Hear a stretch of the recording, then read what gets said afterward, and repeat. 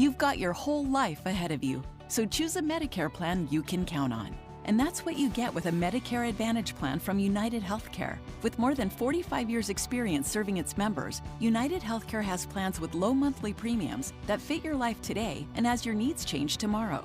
The Medicare annual enrollment period ends December 7th, so go to uhc.com/Medicare today. United Healthcare Medicare plans. It's Medicare coverage Utah can count on. Go from daydreamer to industry leader with Amazon Business. From office supplies to IT essentials, Amazon Business provides tools that help you save costs and make insight-based decisions. Learn how to bring your visions to life at AmazonBusiness.com. When your reputation's on the line, you don't leave anything to chance, especially your primer. Painter's Trust Kills primers for a smooth start, strong adhesion, and serious stain-blocking power. And now, the full Kills lineup is available exclusively at the Home Depot. Need it fast? Get same-day or next-day delivery, or order online and pick up in-store. Kills primers. Pro results, faster. The Home Depot. If you're a pro, you know. Let's go! You still got it, but your immune system weakens as you age, making it harder to fight flu, pneumococcal pneumonia, RSV, and COVID-19. Ask your doctor or pharmacist which vaccines you need. Sponsored by Pfizer. Upgrade your hunting arsenal with premium brands at great prices during the Shields Hunting Sale event happening now through October 19th. Scope out savings on your favorite brands in camo, rifles, ammunition, and so much more. Like $200 off the Sitka Fanatic jacket and up to $500 off the Leupold VX5 HD rifle scope. Join the community of hunters who trust Shields experts to outfit their adventures and get more bang for your buck now through October 19th at Shields. Traffic and weather together, brought to you by Mountain America. Turn everyday spending into an extraordinary escape. And back to you, Heather. Well, we're looking at pretty good speeds now all across the Wasatch Front, and the roads are drying out. But if you're up still in Weber, Box Elder County, those roadways are still trying to dry out. They're still pretty wet as we had a rain shower move through about half an hour ago or so. The good news is all the accidents have cleared. There's no problems, nothing reported on I-15. The east and west side belt routes, 201 freeway. And just a reminder, if you are planning to go into the higher elevations of Little Cottonwood Canyon, you are required to have chains and four-wheel drive right now, but Big Cottonwood Canyon does not have the restrictions. From system install to fast fixes to deliver award-winning heating, cooling, and plumbing and electrical, call Whipple Service Champions for the win today. Heather Kelly in the KSL Traffic Center. Let's get a look at that weather forecast. Today we'll have more rain this morning. Mostly cloudy, but the rain should move out this afternoon. Tomorrow will be sunny with a high of 60, only 53 today. Right now it's mostly cloudy and 43 degrees. I'm Amanda Dixon from the KSL Common Spirit Health Studios. Listen online at kslnewsradio.com. We're Utah's news, traffic, and weather station. The all-new Inside Sources. Your inside access to the people and policies shaping Utah's future. Here are Greg Skordas and Holly Richardson on KSL News Radio. And, of course, it's rivalry weekend. Utah, BYU, face-off Saturday night at the LaVell Edwards Stadium. And whether you're rooting for BYU, rise and shout, the Cougars are out, there you go. Or maybe you're rooting for University of Utah. Maybe not. Little pause there. Utah Man. I know both songs. I think I know Utah Man a little better than BYU because I was a Utah man. I am a Utah man. I graduated there, got my bachelor's degree in 79 and my law degree in 82. All of my college, all 7 years of my college were at the University of Utah. Holly, you're all over the place. I spread the love, man. I guess so. My first degree was at BYU, and I graduated with a degree in nursing in 1984. So if you remember 1984, BYU's football team became the #1 team in the nation that year. So that's an they easy won the national year. championship. Yep, that's an easy year to remember. And then BYU, the rise and shout. So my husband and I were dating in the fall a couple of years later, and I remember going to a football game, and it was actually just terrible weather. It was just a blizzard of a snowstorm, right? So it was inches piling up, right? And the players are slipping all over the field. I would never have gone except that I was in love and I wanted to spend time with my boyfriend. Of course you did. And I learned something else. You have degrees from UVU, and SUU in between. Yeah, that's right. So I have degrees from 4 different Utah universities. And so what color do I wear? I don't know. I could probably wear purple, right, for the red and blue. Yeah, it's supposed to be a friendly rivalry, right? And, I sometimes people take these things way, way too seriously. And I remember my husband and I lived in a neighborhood. This would have been years ago, maybe 35 years ago. But there were people in our neighborhood that literally would not allow any member of their family to own a piece of red clothing. They were that strong of a BYU fan. I'm like, come on. Right. President Taylor Randall from the UVU and BYU President Shane Reese, for the second year in a row, have released a video ahead of the rivalry game asking fans to tone it down and keep it and just enjoy the game. Our best. Our coaches, teammates, they all make us stronger. And so do the ones across the field. It's why we look forward to Saturdays. The rivalry drives our athletes, fuels our fans, the entire community. When our fiercest competitors are our friends, even family, the game means even more. We all want our team to win, but sometimes the game gets the better of us. We owe it to ourselves, our friends, and our communities to treat each other with respect. Because when we lift each other up, we rival right. So I have to say this, in terms of my love of football, BYU, Utah, the best years I had were from 2002 to 2006, and I'll tell you why. My son was at the Air Force Academy, and my father was a BYU fan through and through, and I was a Utah fan. And so they were all in the Mountain West Conference those 4 years, and we would travel to each game, no matter who was hosting, no matter who was playing. If it was Utah, BYU, Air Force, BYU, whatever, we would go to the games, the three of us. We had those were the best times because we all loved our school, but we all loved the other schools, just not as much. Right.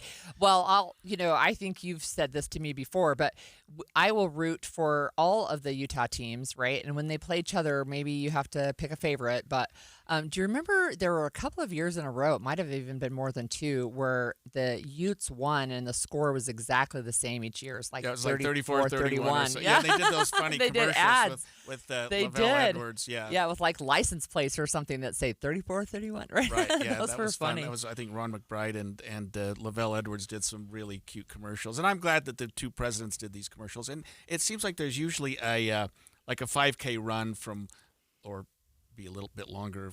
But anyway, they do a run, a relay or something like that from one stadium to the other or something like that. I think they're doing a food drive this weekend as well, right? And that's another opportunity for people to come together as the community to say, look, hey, we're helping to provide food with the food banks here locally. So it's just one of those things where you can have a lot of fun. It can be competitive, but you don't have to turn to the anger. And, last year, unfortunately, there was a cheerleader that was injured because of something that was thrown out of the stands. I think it was a water bottle, right? But hit her right in the head. Right. And there were criminal charges brought out of that. It was just awful. I mean, we don't need that. Shara Eubank spoke with us on the show about how sports is one of the things that actually brings us together. Of course, people always disagree. We disagree about lots of different things, but there are certain things in our culture and our society that bring us together. And they're really simple things. And I tried to talk about them in one of the chapters. Sports, a cross-section of people, music, food, and service. And all of those things give us some kind of common ground that we can come together on.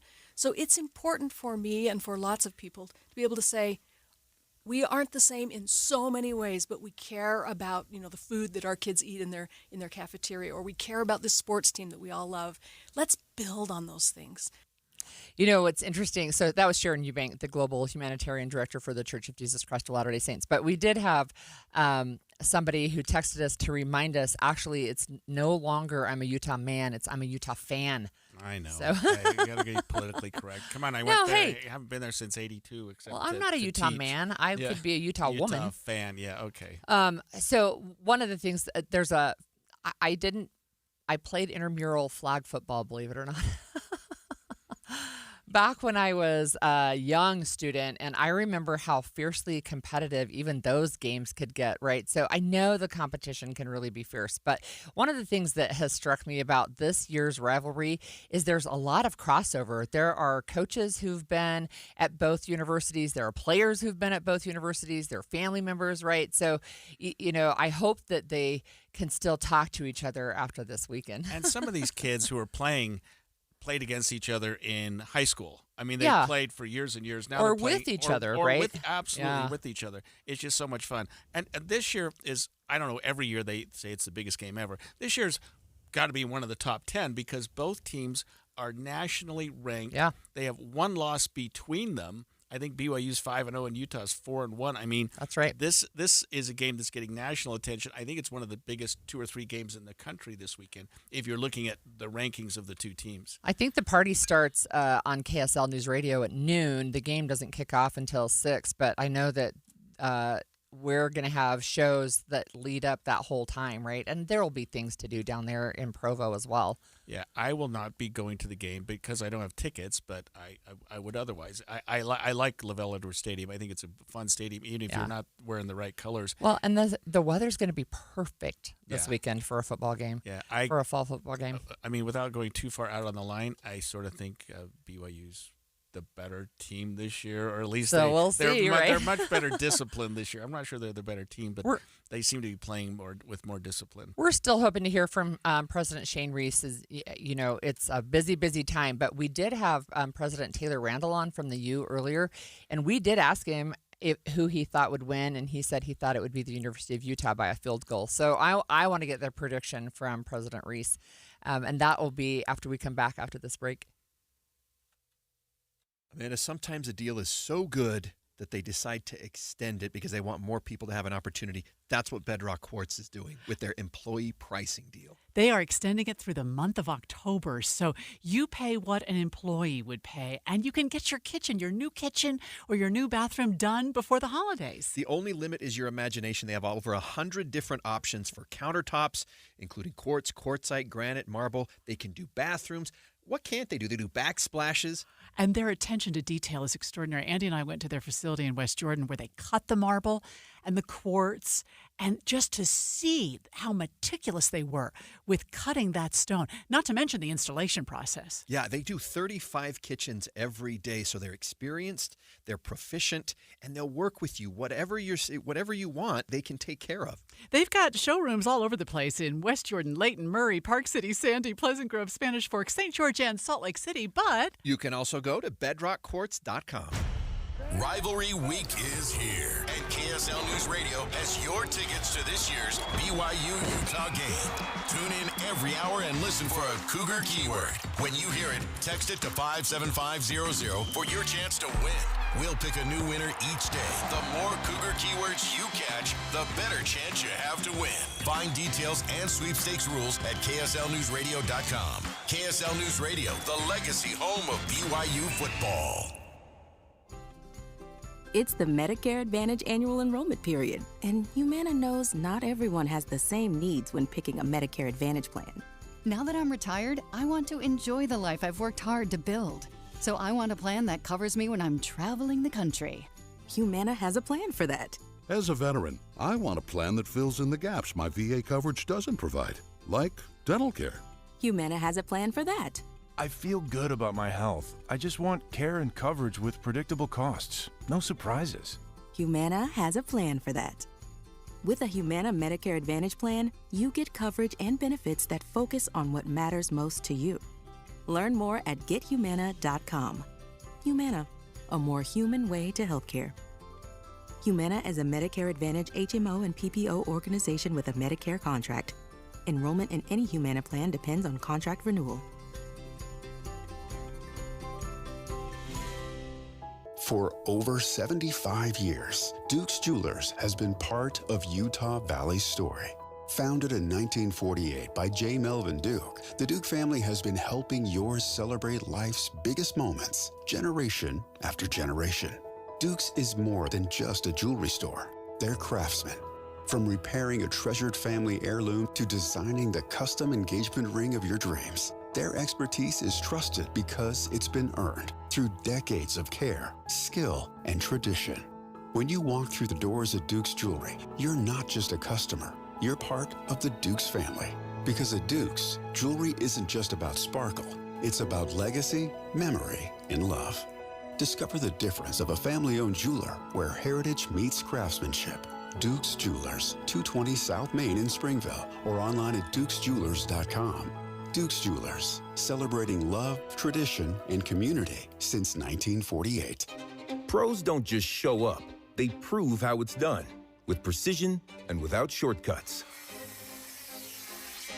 Makita tools are built the same way, with a dedication to lasting quality, trusted performance, and results that reward your effort year after year. When the job calls for the best, call on Makita. Built to be the best. Available at the Home Depot. Confidence is knowing you're ready to handle whatever comes your way. That's what it feels like to take on your workday with Cintas. They make sure your AEDs are up to date, your fire extinguishers are tested and inspected, your floor mats are cleaned and delivered, and your workwear looks good, feels good, and is freshly laundered with the Cintas Apparel Plus program. So are you ready to take on today? Visit Cintas.com and get ready for the workday. At Social Security, we are always thinking of ways to save you time and make things easier. That's why we created My Social Security. A My Social Security account allows you to access your earnings history and benefits information, request a replacement Social Security card, get a proof of income letter, estimate and apply for benefits, and more. Save time. Go online. Open a My Social Security account at ssa.gov/myaccount. Social Security. Securing today and tomorrow. Produced at U.S. taxpayer expense. Inside Sources. Okay, I'm wrong. I had the records of both teams off by a week. We'd have been recording this a week ago, I'd have had the records exactly right. But both teams won over the weekend. I knew that. I think they both beat Arizona schools. But please don't correct me if I'm wrong.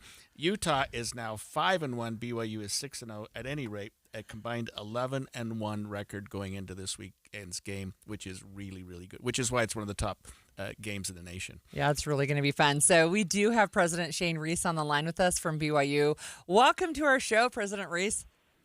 Well, thanks for having me. We're excited to be on the show and excited for this rivalry. What an amazing week it is. Lots of activities leading up to it. So just thanks for having us. We're super excited both to have you and the rivalry. But I want ask you a quick question about safety measures. We had just spent a little bit talking about the threat that was made. And what kind of safety measures can you tell us are in place for the game so that everybody feels secure and enjoyable, have an enjoyable time? Yeah, well, first of all, we're just so excited about the game. It's going to be a competitive and a fun game. We expect for it to be entertaining, regardless of which side of the rivalry you fall on. We think it's going to be an amazing game. We also are absolutely committed to the safety at the game. We take safety and security very seriously on this campus.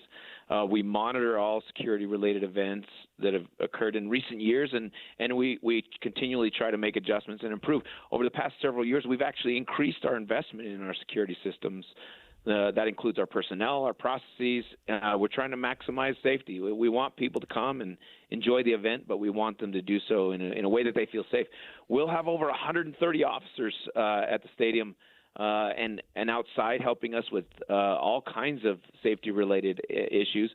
Our security and police officers, we can contract with over 17 outside agencies to assist us on game days, and they're trained and committed to provide a safe and a secure environment so that everybody can come and enjoy the rivalry. President Reese, earlier we played a video that you and President Taylor from the U of U made, I think a year or two ago, ahead of the game, asking fans to tone it down and keep their anger at bay and just enjoy the game. Tell us about that. Well, Taylor Randall and I, President Randall at the University of Utah, are great friends. We look for ways that we can collaborate. And a couple years ago, we looked at it and we said, this rivalry it sometimes gets the best of us. We feel like there are players who played for each institution who are currently playing at the other institution. There are coaches who played for the other institution and coaches who have coached at the other institution. So it turns out that so many connections.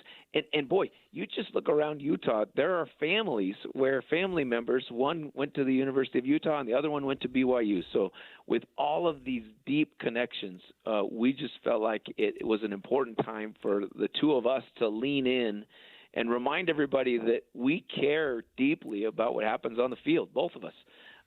But at the end of the day, we all reside so close to one another and in the same community, and that the sort of competition, we just feel like it needs to have an appropriate level of fervor, and that it needs to, once the game's over, we need to remind ourselves that we're all in the same community, and that it ought to be a rival that we can do the right way. You know, there's something else going on today, too.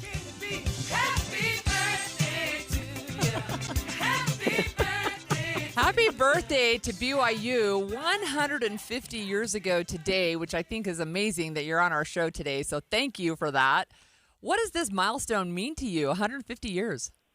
Oh, man, you come on this camp. By the way, I think that's the first time anyone's played a happy birthday song to me for our university, and today is it. This is the day we get to celebrate being 150 years old.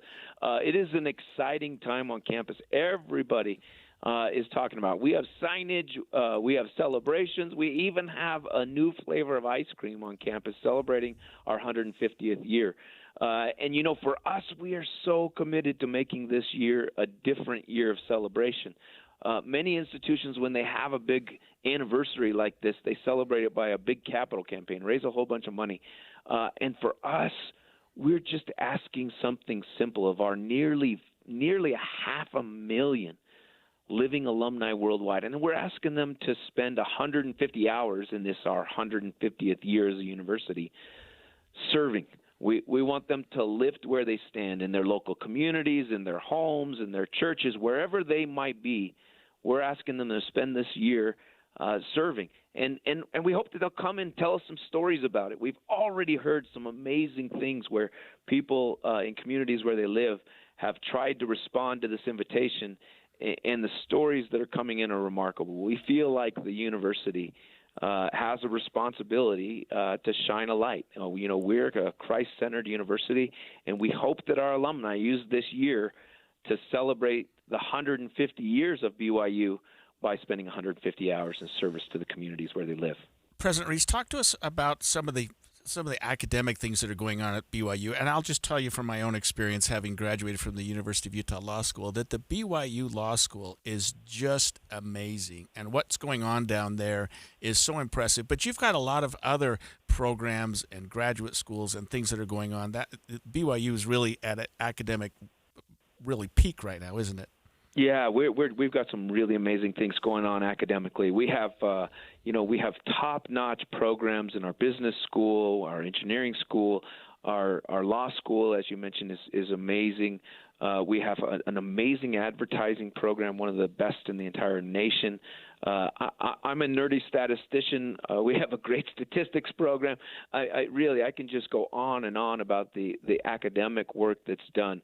And so much of that, we've always felt like as an institution that is so, we have an amazingly dedicated and committed faculty who are committed, but we also have this incredible group of students who come in, and the two of those combine, and we feel like academically we're making some real strides. We work hard as an institution to lean into what we call being bilingual. That is, that we think we've got to be excellent in our disciplines. We're committed to that. But we also want to lean in heavily to what makes us a unique university in the space of higher education, and that really is our faith-based mission. So President Kimball, in his Second Century Address at the occasion of our 100th birthday, gave us an invitation to lean into our double heritage, or being bilingual. And I think that really is the secret sauce for us as an institution. It's the thing that's going to make us unique in the space of higher education, and our graduates go out and do amazing things. President Kimball talked about them as brilliant stars, and we see our students go out and do absolutely incredible things. And that's the thing that makes me most excited as the president of this institution. So one quick final question before we let you go, because we know you have all kinds of fun stuff to do. But you mentioned President Kimball. But so as you look ahead to the second half of the second century now, what are your hopes and visions for BYU's future? Well, my hopes and visions for the future are that we lean into what makes us unique, that we not shy away from being bilingual, that I think if we're trying to to be like other institutions, or we're clamoring after kind of that next rung in the hierarchy of higher education. I think we're just going to fall in line with other institutions. The thing that really makes us unique, the thing that we've got to continue to lean into, and by the way, it's the thing that's the most likely to distract us from that, is trying to go after other people's goals. We've got our goal. We want to lean into that double heritage, and so we see some things like a newly announced School of Medicine. And I think that there'll be a different kind and a unique kind of School of Medicine, but that it'll be excellent because it is different. Our strength is our differentiation. And so as I look at the future, I think the future is bright for Brigham Young University. There is tremendous momentum on this campus, and it is all centered around that kind of dual heritage that we have as an institution. So the future's bright. We're excited. This 150th year is an exciting time on campus. And this weekend's game is just one more opportunity for us to shine that light. And we're grateful to have our friends from the University of Utah down to celebrate with us this weekend. Thanks, President Reese. And we know you've got to go, but how many points does Utah win by? That is a great question. You know, I'm a nerdy statistician, so you asked the wrong guy. I actually have a model, and my model likes us. I think we got a very tough game ahead of us. I think they're a great University of Utah is a great football team. I have great admiration and respect for their team and their coach. But I like the Cougs. Go Cougs. There you go. There you go. Thanks, President. That was President Shane Reese. A lot of excitement going on at BYU right now. And I think it's homecoming as well. I mean, it's just a very exciting time of year down there to be a BYU student. When we come back, property taxes are up in Utah. Have you felt the sting? Text us at 57500 and we'll talk about it. Tell us about your property tax issues. Text us at 57500. We'll be right back. KSL FM Midvale. KSL Salt Lake City. From the KSL Common Spirit Health Studios, this is KSL News Radio. Utah's news, traffic, and weather station. 10 o'clock at KSL News Radio. I'm Amanda Dixon. KSL's top story this hour: property taxes in Utah have tripled over the last decade. KSL News Radio's Brianna Willis reports. The taxable value of Utah homes tripled, mainly during 2021 through 2023 due to housing shortages from the COVID pandemic. Meanwhile, the Deseret News reports back in 2018, the legislature froze the basic levy tax rate for 5 years to increase funding for public education, keeping tax rates from decreasing even as the home prices go up. There are some tax deferral or abatement programs for those on a fixed income, but as a long-term solution, many say there needs to be cuts in government spending. Our top national story this hour from ABC News: massive job cuts are taking place at the world's biggest food company. Nestle is letting go of 16,000 people globally. The maker of Kit Kat, Häagen-Dazs, Lean Cuisine, Stouffer's, Hot Pockets, Nespresso, Coffee Mate, Fancy Feast, and Friskies says the world is changing and it needs to change faster. Like other food makers, it's dealing with rising commodity costs and the negative impact of tariffs. Shares of Nestle rose on the news. Wayne Cabot, ABC News. Your money at this moment: the Dow is down 64 points now. That's a little over 0.1%. We're at 46,188. Coming up, the rain should be on the way out, but it'll stay cool today. KSL weather is next. KSL News Time, 10:01. About the simplest way to get updated for your day. Hit your KSL preset when you jump in the car, and we'll take care of the rest. Hear key news updates and traffic reports. Andy and Amanda from 5 to 9 in your car. KSL News Radio at 102.7 FM. Okay, I have to tell you, I was just looking on eBay where I go for all kinds of things I love, and there it was. That hologram trading card. One of the rarest, the last one I needed for my set. Shiny like the designer handbag of my dreams. One of a kind. eBay had it, and now everyone's asking, ooh, where'd you get your windshield wipers? eBay has all the parts that fit my car. No more annoying, just beautiful. Millions of finds, each with a story. eBay. Things people love. Ooh, ma.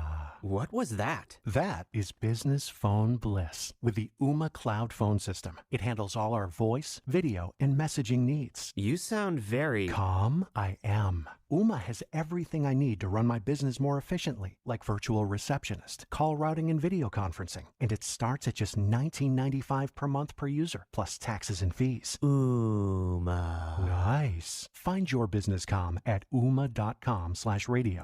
Many Medicare health insurance plans are cutting back on benefits, reducing coverage areas, or increasing costs. The Medicare annual election period begins October 15th. Legacy Insurance provides local agents you can count on to help you get the most of your Medicare benefits and to be there for you over the years. Call 801-281-0066, 801-281-0066, and ask for a real agent. Currently, Legacy Insurance represents 58 organizations, which offer 93 products in your area. You can always contact Medicare.gov, 1-800-MEDICARE, or your local state health insurance program for help with plan choices. There are significant changes to Medicare plans this year. Learn more or request help from a caring and local professional by visiting them online at BecauseWeProtectYou.com. That's BecauseWeProtectYou.com.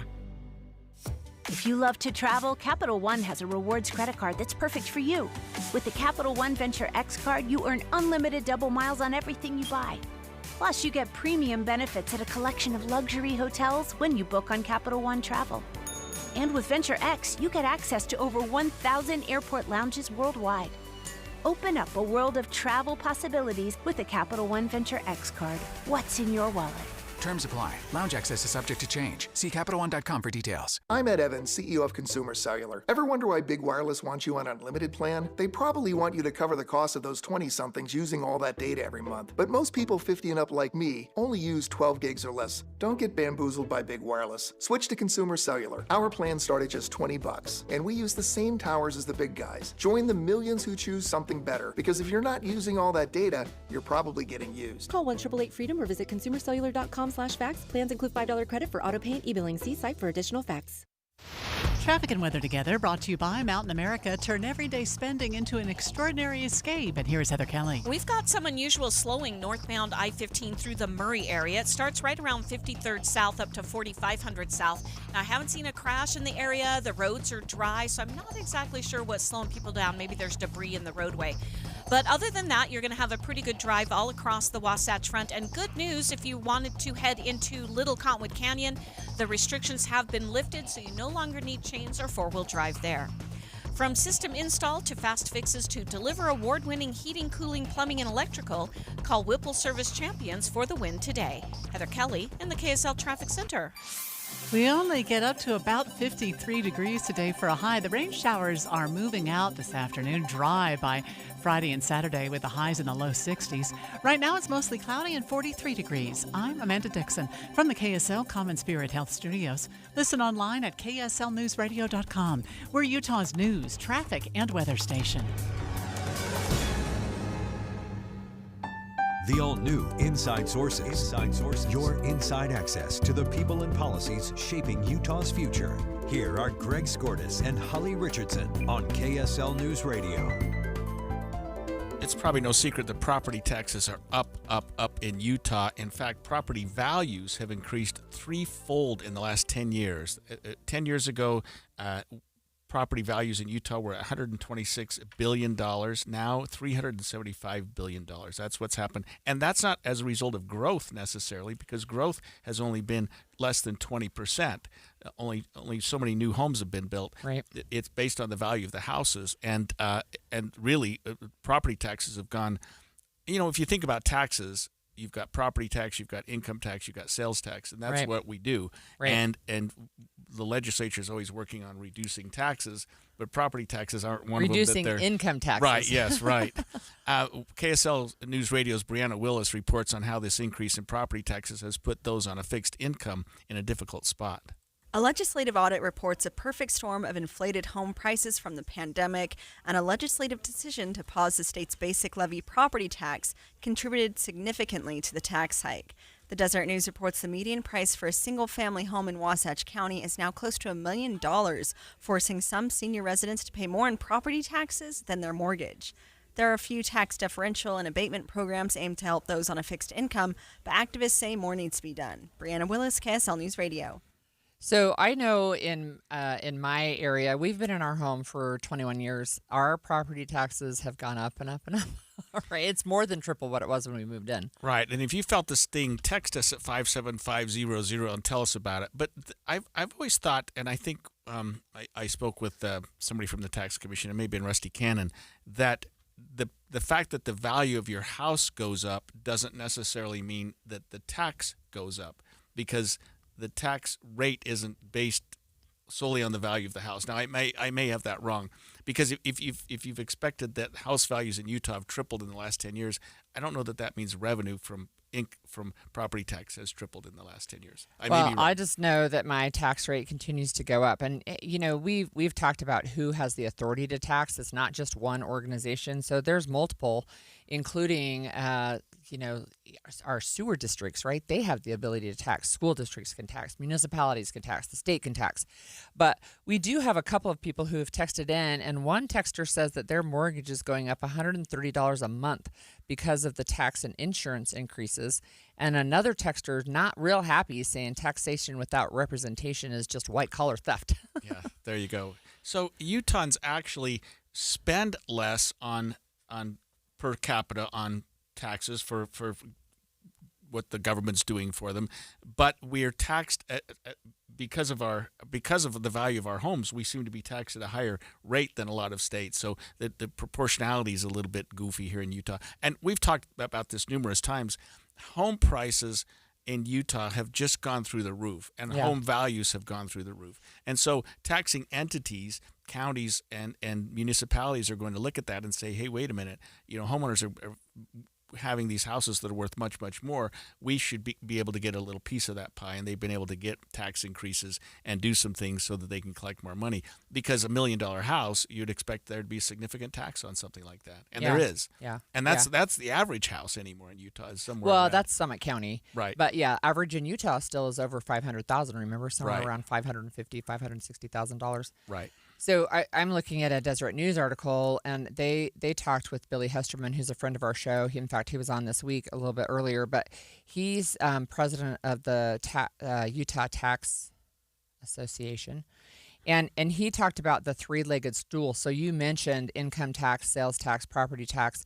So the Utah legislature has tried to cut income tax. They've continued to do it multiple years in a row, right? But at some point, then your three-legged stool starts to wobble because right. you've now cut too much off of one leg. Right. And there's always talk about reducing sales tax on food, sales tax on necessities, that type of thing. And so again, you've got to collect money to make things operate, and if you cut from one source, you're going to increase it from another, and that makes a three-legged stool wobble, tipping a little bit in an odd way. Yeah, it starts to wobble. So it's one of the things that you get every year where it's just like, wow, wait, what?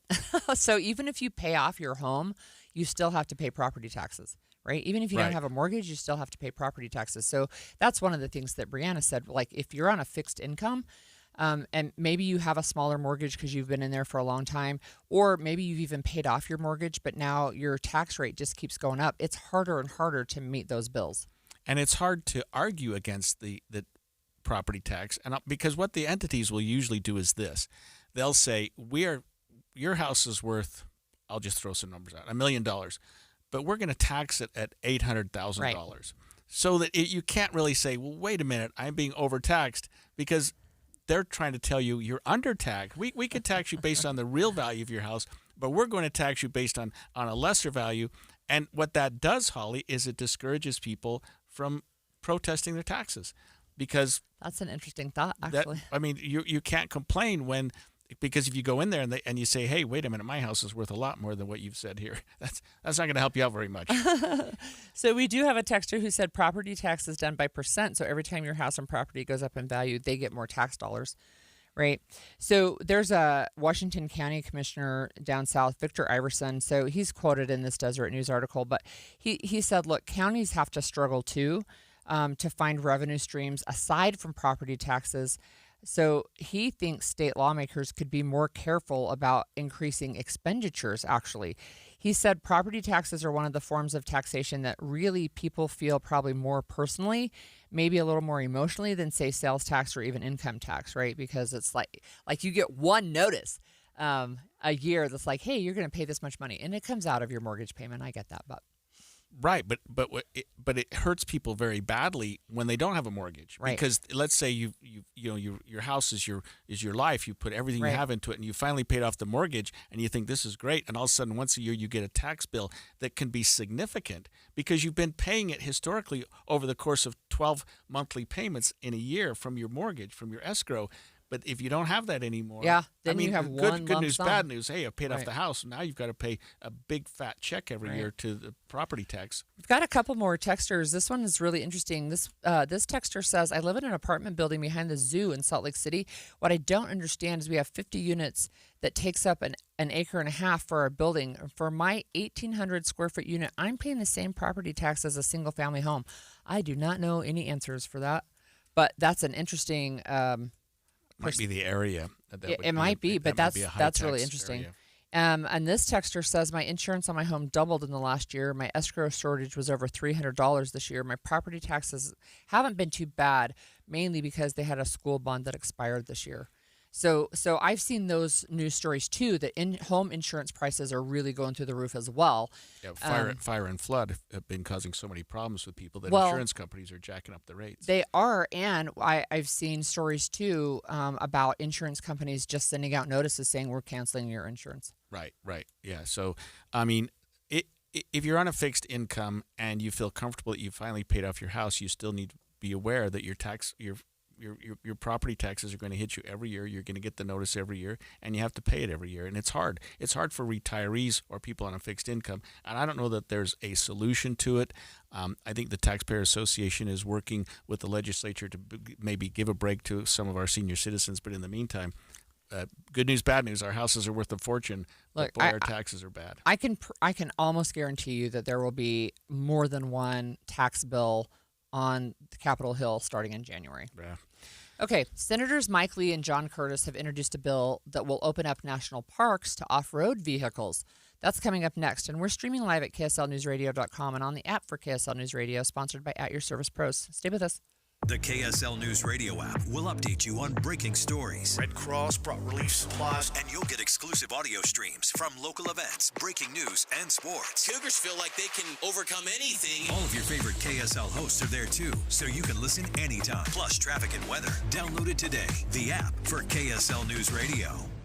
Cooler weather. What a relief, unless you have old drafty windows. Soon the heat will escape through the cracks and your energy bill is going to go through the roof. So now's the time to call Advanced Window Products and get brand new state-of-the-art custom windows and frames at factory direct pricing. The factory is right here in Salt Lake City, where they've been building precision windows since 1986, and you're going to save a lot of money since there's no middleman markup. You save 30, even 40% on your new windows. Even better, call now and they'll give you an extra $2,500 off on 10 windows or more. Double pane argon-filled windows with a low-energy triple coating, any style, any color, and Advanced Windows gives you a lifetime warranty. If you have an issue, they're not 10 states away. They're right here in town, and they offer 0% 60-month financing. So make the call now. Get $2,500 off. 801-850-9100. That's 801-850-9100, or go to advancedwindows.com. You've got your whole life ahead of you,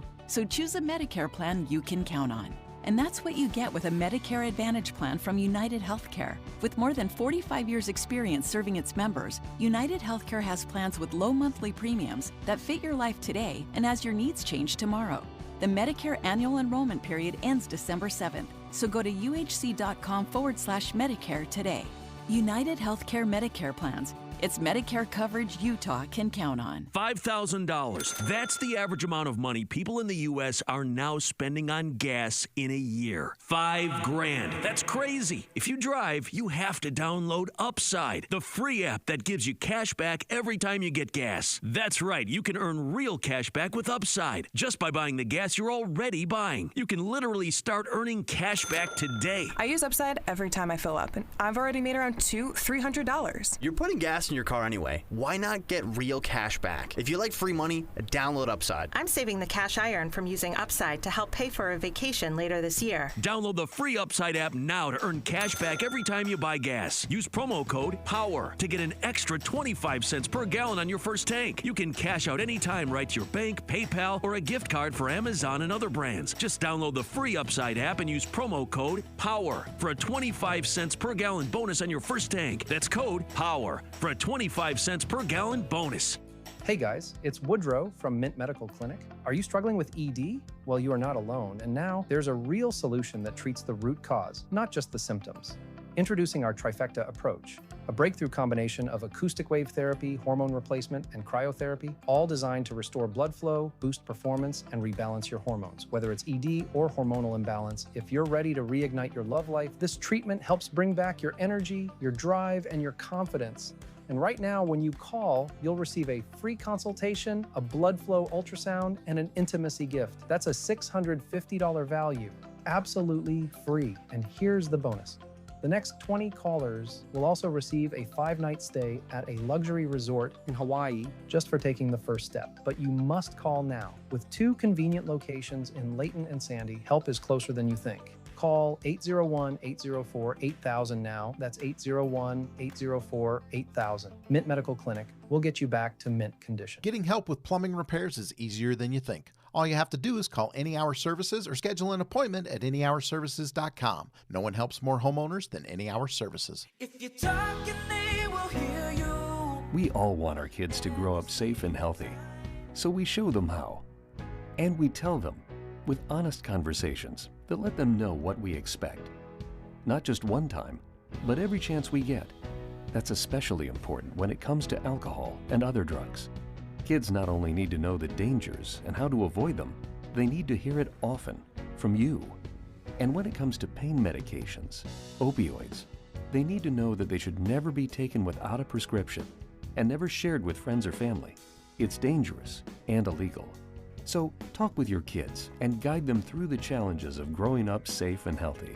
Because when you talk, they hear you. For more information about talking with your kids about underage use of alcohol and other drugs, visit underagedrinking.samhsa.gov. So talk, they hear you. You can do it if you try. Of course, that's the Cougar Growl, which means it's time to give out another Cougar keyword. So remember, we're giving away a pair of tickets. Today's the last day. Listen at 20 after every hour, but we're giving away tickets to Saturday's rivalry game that you can listen to right here on the home of BYU Cougars, KSL News Radio. Okay, you ready for the game? For the word of the hour? The Cougar keyword this hour is Cosmo, which is BYU's mascot, the Cougar. Cosmo is spelled C-O-S-M-O. Text the word Cosmo right now to 57500 for your chance to win. It's Cosmo, C-O-S-M-O. It's that easy, 57500. And then listen again at 12:20 for your next Cougar keyword. Find more details on our website, kslnewsradio.com/contests. And expanded Inside Sources. So we're back on Inside Sources and talking about Utah's 2 senators who are planning to introduce a bill that would allow off-road vehicles to enter our national parks, and they're starting with Capitol Reef National Park. Let's learn more about this from KSL News Radio's Alexandria Bonilla. The Senate Committee on Energy and Natural Resources says it's an accessibility issue, and not everyone can enjoy the federally managed land. The bill was drafted to, quote, ensure that Americans with disabilities can access and enjoy the nation's public lands. It would apply state motor vehicle laws to any vehicles traveling along the roads, like dirt bikes, ATVs, and side-by-sides. The bill isn't creating new roads, but says they can do so if needed. The Southern Utah Wilderness Alliance released a press release condemning the bill, saying off-road vehicles have damaging impacts on the landscape, and the experience of people around them. Alexandria Bonilla, KSL News Radio. So they have introduced the bill, but the process is that what they have done is say, okay, here's something that's drafted. It has been assigned to a committee, hasn't had a committee hearing. Of course, the government shut down and nothing's happening. And sometimes, I will just say this, especially on the federal level, there are a lot of bills that get introduced that never even get a single hearing. And this one's a little tough. So I was wondering why they would propose allowing off-road vehicles into Capitol Reef. And I'll disclose that that's my park. That's my national park. I mean, we've got a house right there in Torrey. We're just outside the entrance of Capitol Reef. I love the place because it's so pristine and it's so undiscovered. But what they're claiming is, and I'm not buying it, by the way, that opening up these roads to off-highway vehicles will allow more people, including those who are handicapped or have a difficult time getting into certain areas. They can get on the four-wheeler and get to parts of the park that others have to hike to. So I can understand the logic. I don't know. Well, I'm not buying it. Look, I'm the mother of multiple children with disabilities, including an adult son who's in a wheelchair. He would have a hard time even being on an ATV. But here's my question. How are you going to police that? Are you going to... Oh, yeah. Is it going to be only for people with disabilities? Because once you open it up, even if you don't create a road, technically, you're going to start creating trails. Right, and they're saying we're not going to create new roads, but they're going to open up the current dirt roads. And I know there's some gorgeous back roads in there that I'll think of it in a minute. Anyway, there's a road that you go through. You have to cross the river and go back into this incredible area in Capitol Reef that's just amazing. And the going through the visitor center, you can get up into some dirt road areas there. All the names are absolutely out of my head right now. But I'll say this about Capitol Reef also. There are places that would be hard to get to if you didn't have an off-road vehicle that require hiking. And I understand that. But in terms of off-road vehicle and off-road access, two of the largest national forests in the state, maybe in the country, are border Capitol Reef, and I'm talking about Fish Lake National Forest, the Dixie National Forest, which is huge, and they're open to off-road vehicles, off-highway vehicles. So the park is surrounded. Fish Lake's just sort of the northwest there, and Dixie's really more westerly. But you can get vehicles there, so it's not like there's no access to off-road vehicles in that area. There's tremendous access, and we have them all the time. I mean, it's a four-wheeler's paradise down there. Boy, but just I hate to see them coming into the national parks. They don't allow them in the other national parks, at least the ones that I've been looking at.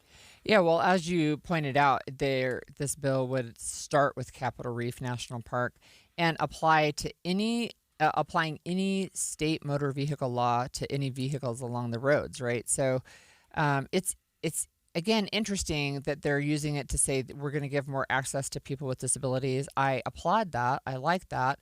I also don't know how, you're going to have a lot more users, I think, without disabilities if you open this up. Yeah, and I can understand both sides. I really can. I shouldn't have come out of the chute the way I did.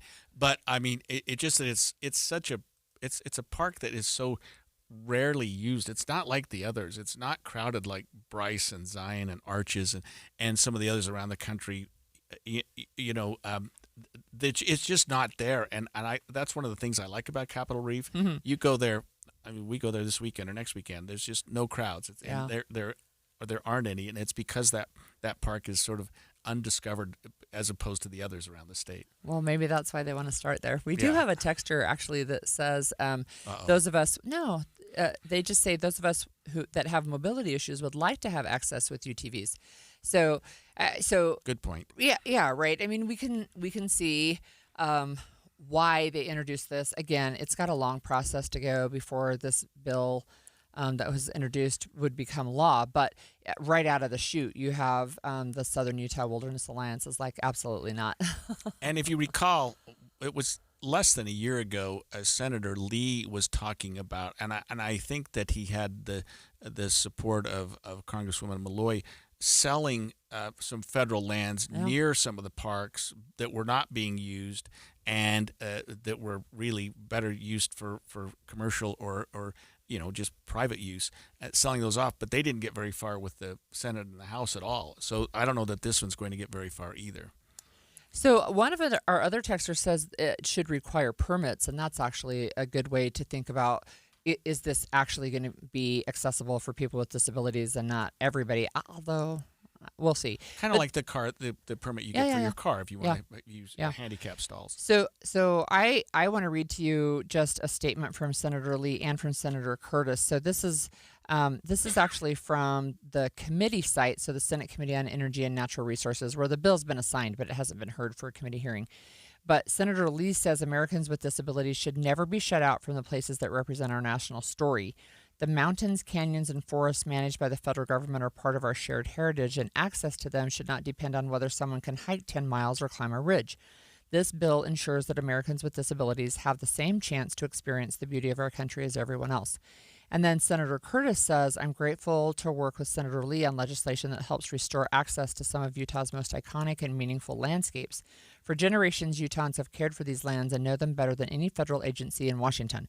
Access, especially for those with disabilities, shouldn't come with unnecessary barriers. This bill is common sense, trusting local communities, honoring our public lands, and making sure more Americans can experience the beauty and freedom that define the West. Yeah, I mean, they're both on the same page. I just don't know that that's the underlying reason why they're doing this. But it's an altruistic reason, and it makes sense. And certainly people with disabilities who want to get into to see the arch, that want to see some of the features that they have down at Capitol Reef. We have arches and bridges down there as well that are just spectacular. But yeah, you got to hike. You got to put your shoes on. You got to hike for an hour to get to some of the real beauty down I've walked in once to the arch. I don't see any way possible where you could make that accessible for a motorized vehicle. There is a way. There is a new road that they've cut in arches that takes you down. It's much lower, where you can drive to a point where with field glasses you can see the arch from the backside. Well, you can see it, but right? That's I know not the same as getting absolutely to it. no. Yeah. Boy, it'd be hard to build a road or something. Yeah, up there. I don't think so. That'd be tough to do. Let's hope we don't get to that point yet. But on the other hand, it's one of the great phenomena of the world, and people should be able to see it. And so hopefully we can get some way for them to do that in a way that's not destructive to the underlying land. Look, this texter responded, the one who said that we should require permits, they also added, UTV, ATV have many problems with misuse. Not me, of course. I know. We love our listeners. I'm You're the so same great. way. I've got my mountain bike, and I would love to go riding through Capitol Reef, but right now we can't. And I don't think they're going to open it to mountain bikes, because obviously if you're riding the mountain bike, you're not, you probably don't have some mobility issues. Yeah, right. So that'll be a little tougher sell. When we come back, you went to an event yesterday that I really want to talk to you about when we come back, and that was former Transportation Secretary Pete Buttigieg was in Salt Lake last night. You had a chance to listen to him, and I want you to tell our listeners what your takeaways from that were when we come back. 10:30 at KSL News Radio. I'm Amanda Dixon. KSL's top story, there's going to be some significant shutdowns along North Temple over the weekend for construction, and it will even impact TRAX riders. KSL News Radio's Heather Kelly has more. UDOT says the closure is to build a temporary bridge deck to assist during the demolition of a portion of I-215's West Belt. In their Facebook post, they state the closure is from Friday night through Sunday, and the Green Line stations between North Temple Bridge and Guadalupe will also be closed, so a bus bridge will be in place. UTA says TRAX riders should expect up to 45-minute delays. We're hearing from football fans from both BYU and Utah who contacted police after seeing threats being made on social media toward Utah fans attending the rivalry game on Saturday. There's a big difference between rage baiting and threatening people's lives. Whether he was going to do it or not, it could be, a mental cry for help. Ivan and Spencer are two of the social media users who reported the post to law enforcement, and they spoke to KSL TV. Christopher Ty Justice is right now in the Emery County Jail accused of making those threats. Our top national story this hour from ABC News. We haven't seen any movement toward ending the government shutdown. Congressional leaders for both the Democrats and Republicans talked to reporters this morning, and they continue to hold the line and blame each other. Your money at this moment, the Dow is down 242 now, 0.5%. We're back down to 46,010. Coming up, we're going to start to dry out this afternoon, but it'll stay cool. KSL weather is next. KSL News Time, 10:31. The sources where we get our news matters. When you listen to Utah's Morning News, we want you to feel the stories are important to you and trustworthy. This is Amanda Dixon. And I'm Andy Farnsworth. Join us weekday mornings on KSL News Radio. Bill Riley here with University of Utah head football coach Kyle Whittingham. Now tell me, Coach Whitt, what's your philosophy on a winning team? I believe the key to winning is a strong offensive line. When the linemen do their job, nothing gets through to the quarterback, so he can do his job. Well, what happens if the linemen don't do their job? Ouch. You know, Bill, I recently learned that kidneys work like linemen for your body. When your kidneys work, they block poisons and chemicals from your blood. Coach, I've heard that 1 in 9 Americans have some form of kidney disease. What can we do to fight back? Join me, Coach Kyle Whittingham, and be part of the winning team against kidney disease. Donate your used car or truck to the Kidney Foundation. Your car will be towed for free, and you'll get a receipt for a tax deduction. Tell them how to do that, Bill. Donate your car to the Kidney Foundation today and make your car a kidney car. Cars to save lives. Call 1-800-TOW-CARS. That's TOW CARS. Cars with a K. 1-800-TOW-CAR. Every year, the National Kidney Foundation helps individuals and families affected by kidney disease. Help them out by making your car a kidney car. Call 1-800-TOW-CARS. This fall, wrap yourself and everyone on your gift list in the original luxury, a blanket from Minky Couture. Perfect for relaxing, watching the game, or making someone's day. Stock up now for the holidays and give the best gift ever. Use code KSL50 for 50% off your entire order. Minky Couture, the original luxury Minky blanket and home of the best gift ever. Minky Couture and MinkyCouture.com. With all the uncertainty in the world today, it's imperative to share an act of kindness. There's no better act of kindness than donating 30 minutes of time to ARUP Blood Services. Your blood donation is guaranteed to help a neighbor, friend, family member, or someone in need at our local hospitals. ARUP Blood Services has 2 convenient locations. Be a beacon of hope and change someone's life at ARUP. Walk-ins welcome in Sandy and Research Park. Visit utahblood.org. That's utahblood.org. Stop for a moment and think about this. Do you know how much money in your 401k or IRA is actually yours? Or will the government take a bigger chunk than you thought? Remember, you still might owe taxes on that money. But do you have a plan to help make sure you don't pay more than you should? At Capital Wealth Advisors, we believe you deserve to keep more of what you've earned, which is why we're here to help you navigate the confusing world of retirement taxes. It's your money. You deserve to know what's at stake. Right now, taxes are historically low, but they won't be this low forever. So call the Capital Wealth Advisors team today so you don't miss out on this opportunity. 801-210-5500. That's 801-210-5500. You work hard for your money, and we'll work just as hard to help you keep it. Capital Wealth Advisors, 801-210-5500. Advisory services offered through Capital Wealth Advisors, LLC, a state of Utah registered investment advisor. Firm may not give tax advice. Traffic and weather together, brought to you by Mountain America. Turn everyday spending into an extraordinary escape. And here's Heather Kelly. Well, the good news is all of our accidents have cleared and the roads are pretty much dry across the Wasatch Front. They may still be a little bit damp the farther north you go up and through Weber and Box Elder counties, and also in some of the higher elevations like through Parley's Canyon. But overall, it's a pretty good drive now that all the rain is clearing out of the area. The only area we do have congestion is getting out of Saratoga Springs on Pioneer Crossing, and that happens every day as you head east over to I-15. Heather Kelly in the KSL Traffic Center. 53 is the high today. The storm system is on the way out. We should see sunshine and a high of 60 on Friday, 63 on Saturday. Right now, mostly cloudy and 45 degrees. I'm Amanda Dixon from the KSL Common Spirit Health Studios. Listen online at kslnewsradio.com. We're Utah's news, traffic, and weather station. The all-new Inside Sources. Your inside access to the people and policies shaping Utah's future. Here are Greg Skordas and Holly Richardson on KSL News Radio. So I learned something from Holly Richardson every single day, and today is no exception. But I learned about this Wasatch Speaker Series. It's presented by Intermountain Health. It brings speakers in from all over, and they speak at Abravanel Hall in person. They even take questions from I had no idea. I've got to get tickets, although you told me it's kind of sold out. But last night you attended an event down there and heard a speaker that I've been wanting to listen to live for a long time. Yeah. So former Secretary of Transportation Pete Buttigieg was in Salt Lake City last night to speak to us. Look, I will just tell you, this is the 9th season, and my husband and I ended up getting season tickets the very first season. So we've been going. We're afraid to not get them because, first of all, there's always really great speakers that come every year. But second of all, I'm afraid if I don't get it, I'll never have a chance to get back in because it's so popular.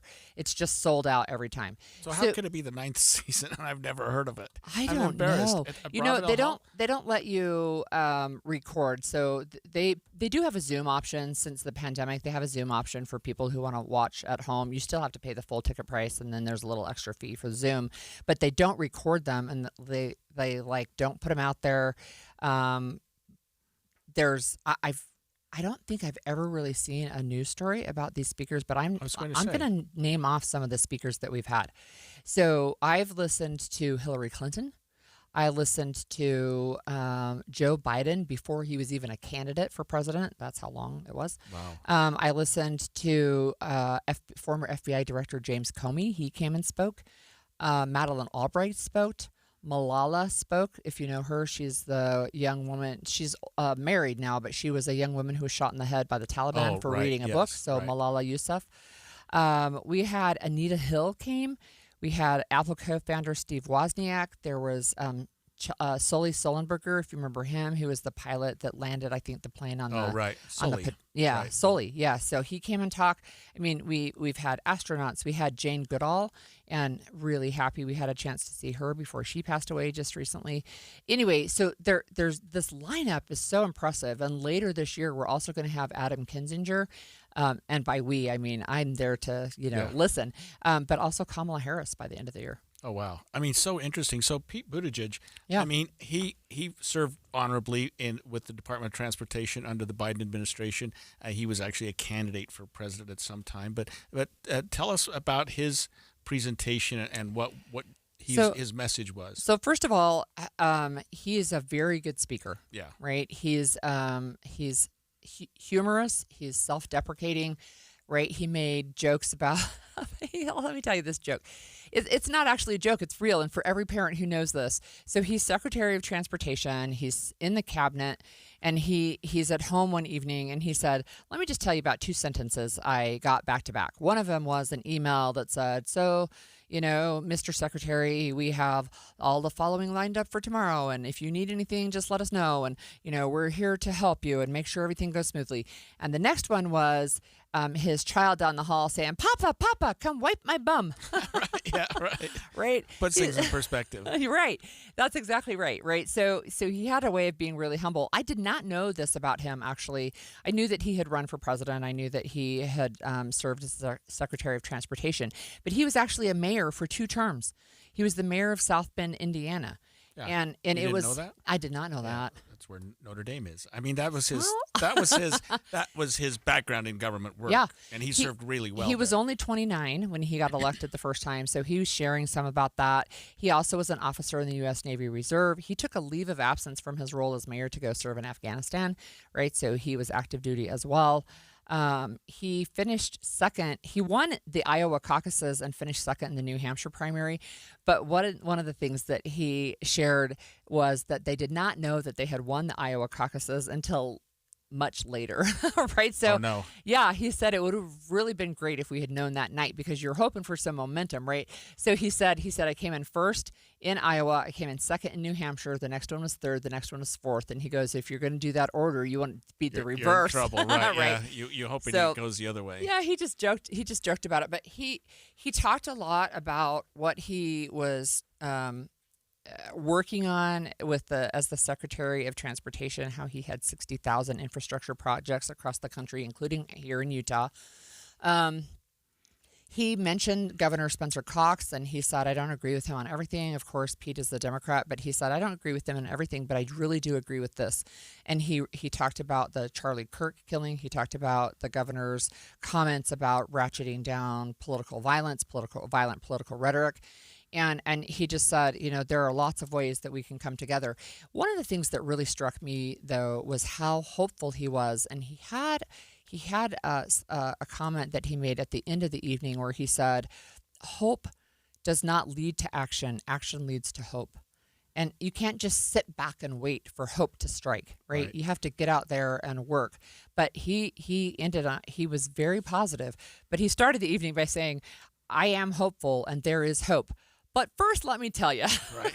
So did he comment at all on what's happening in the country right now? He did. Well, even with transportation or just the country in general, did he seem concerned, or was he? Yeah. What was your take on that? He said, I mean, I didn't feel like we've talked about the dignity index on here. I don't feel like he attacked people, but I feel like he said, look, I'm concerned with what I see. I think things are rough right now. I think they're probably going to get worse before they get better. But he just talked about, having funding stripped away from infrastructure projects that are needed, right? If you take funding away from bridges that are crumbling, that has a serious impact and can potentially impact human life, right? So he did talk about that. He had some comments about the differences in cabinet meetings between President Biden and the current president, and just that he was never asked to go around and praise the person in charge. Didn't have to start the cabinet meeting with, "You're doing such a great job." Right. But look, again, I think he struck a very hopeful tone. And one of the things that again stood out to me, so there's a host, and they were asking questions, and they just said it's kind of early, and so just in hypotheticals, if a Democrat was hypothetically going to run for president, hypothetically, how could they win, right? And he just talked about a message of being able to come together, and he said, look, Americans agree on most things. It really isn't as deeply divided as sometimes we're led to believe. Americans really come together when they say we want clean air to breathe, we want our water to be clean when we turn on the tap, right? We want our families to be honored and supported. I mean, I thought he struck a very hopeful note. Yeah, I mean, that's a speaker I would have enjoyed seeing. I've enjoyed his work. I thought he served very well in the cabinet, and probably would have made for a good president. Who knows what his future's like? But I mean, that speaker series, it just seems amazing to me. I mean, and you've given me some of the names of people that have come, and I don't know how they get those people here, but that's I don't amazing, either. amazing lineup, and it's in a Bravenel Hall. Yeah, I mean, the setting is gorgeous. So yeah, we've seen some photographers. There are several that have been really award-winning, like National Geographic photographers, coming to talk about some of the work that they've done. There was a husband and wife couple, I think last year, maybe the year before, who really they live in the bush in Africa and talked about that. Of course, I mentioned Jane Goodall, and it just really, there's the next speaker coming. Is a paleoanthropologist and National Geographic explorer, so coming to speak. Check it out, the Wasatch Speaker Series presented by Intermountain Health. I'm going to look into that. Hey, when we come back, can police enter your home without a warrant? The Supreme Court's going to weigh in on whether they can override the Fourth Amendment. So we're going to have Greg break it down for us. We're coming up next, streaming live on KSLNewsRadio.com and on the app for KSL News Radio, sponsored by Out Your Service Pros. Amanda, I want to tell people how they can look and feel 10 years younger, because it's something you and I already know. We lost weight with the SOTA weight loss program. I lost 34 pounds, 3 years ago now? Yeah. And I do feel younger. I have more energy, all because I worked through this wonderful program, SOTA Weight Loss. And I let go of 70 pounds of fat weight over 5 months, and I actually did get comments, you look incredibly younger. It really felt good. And I love the example I set for my kids to show them, look, we can celebrate things without having to eat stuff that's bad for our bodies. And what helps is the accountability. And right now, this is the best way to do it. SOTA's bringing back their most popular offer of the season.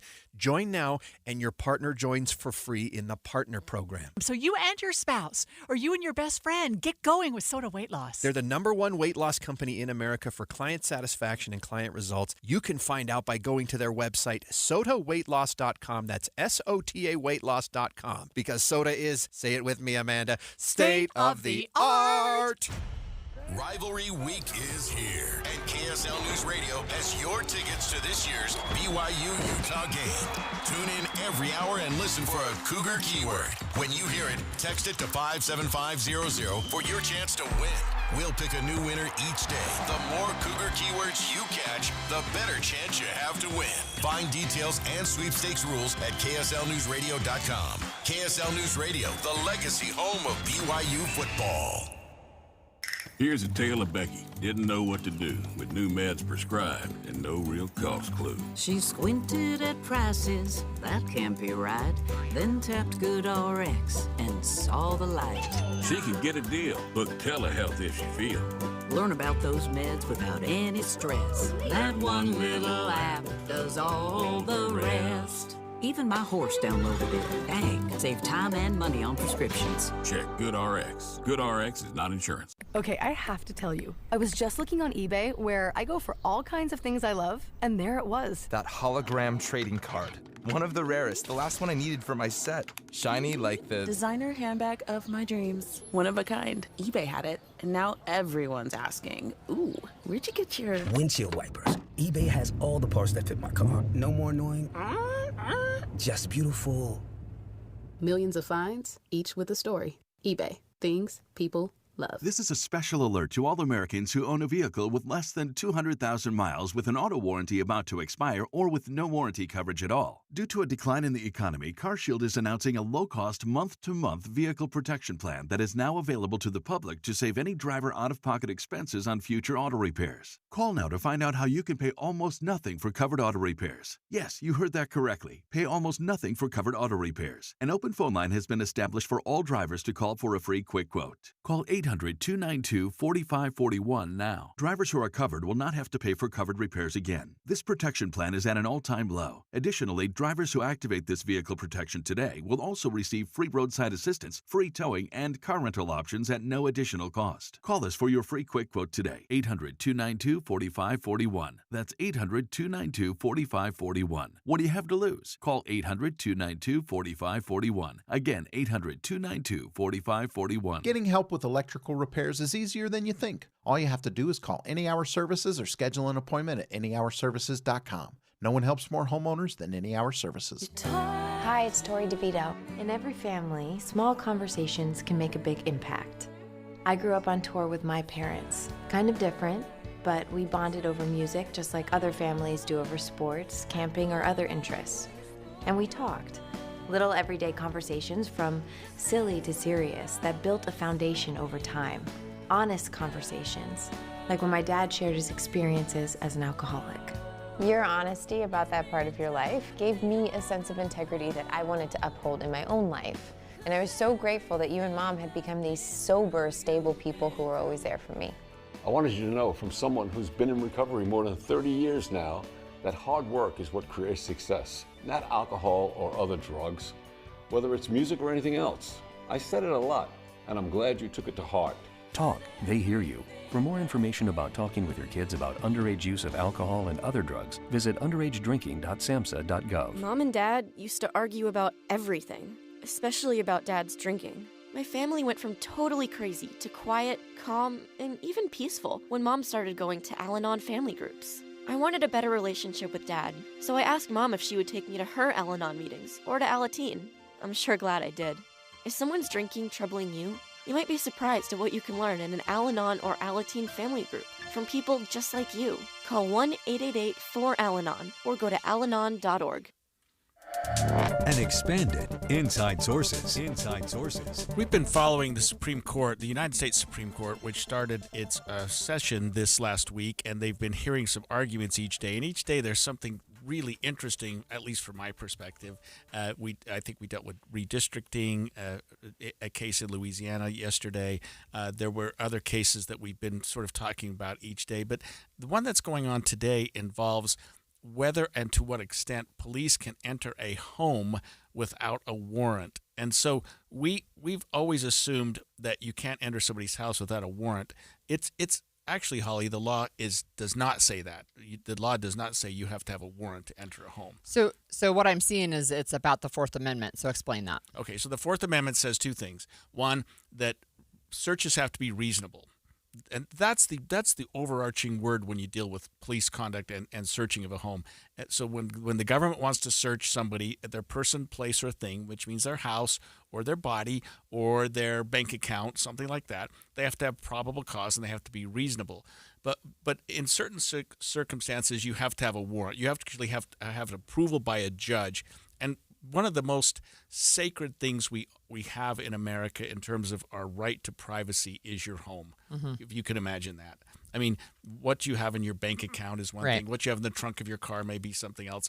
But what you have in your home is something that we guard very closely. And so for police to enter a home, we almost, not always, but almost want them to have a warrant, which means you go to a judge, and I've written probably 200 warrants in my lifetime where you say, okay, judge, here's what we think's going on. We have probable cause to believe there's something going on in this house that we can search it and we may find something. And not we're absolute certain, probable cause. That's all you need. You go to a judge who's not attached to the investigation. He or she says, yeah, you can search, or he or she says, I don't think you've got it here. So in this particular case, police entered a house without a warrant. And what's a little bit troubling about it is that they waited for 40 minutes at this house. So as you might expect, if they get called out, it's a domestic violence case. They're sitting outside.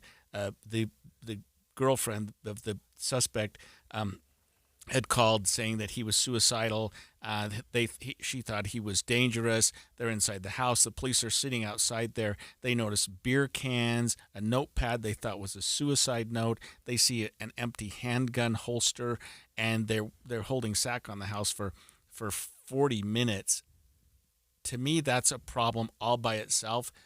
Because I can write, it's an emergency or it's not. Because I can write a warrant in 40 minutes. Right. You know what I mean? Yeah. They're already sort of cut and paste. You know, you can do them fairly easily.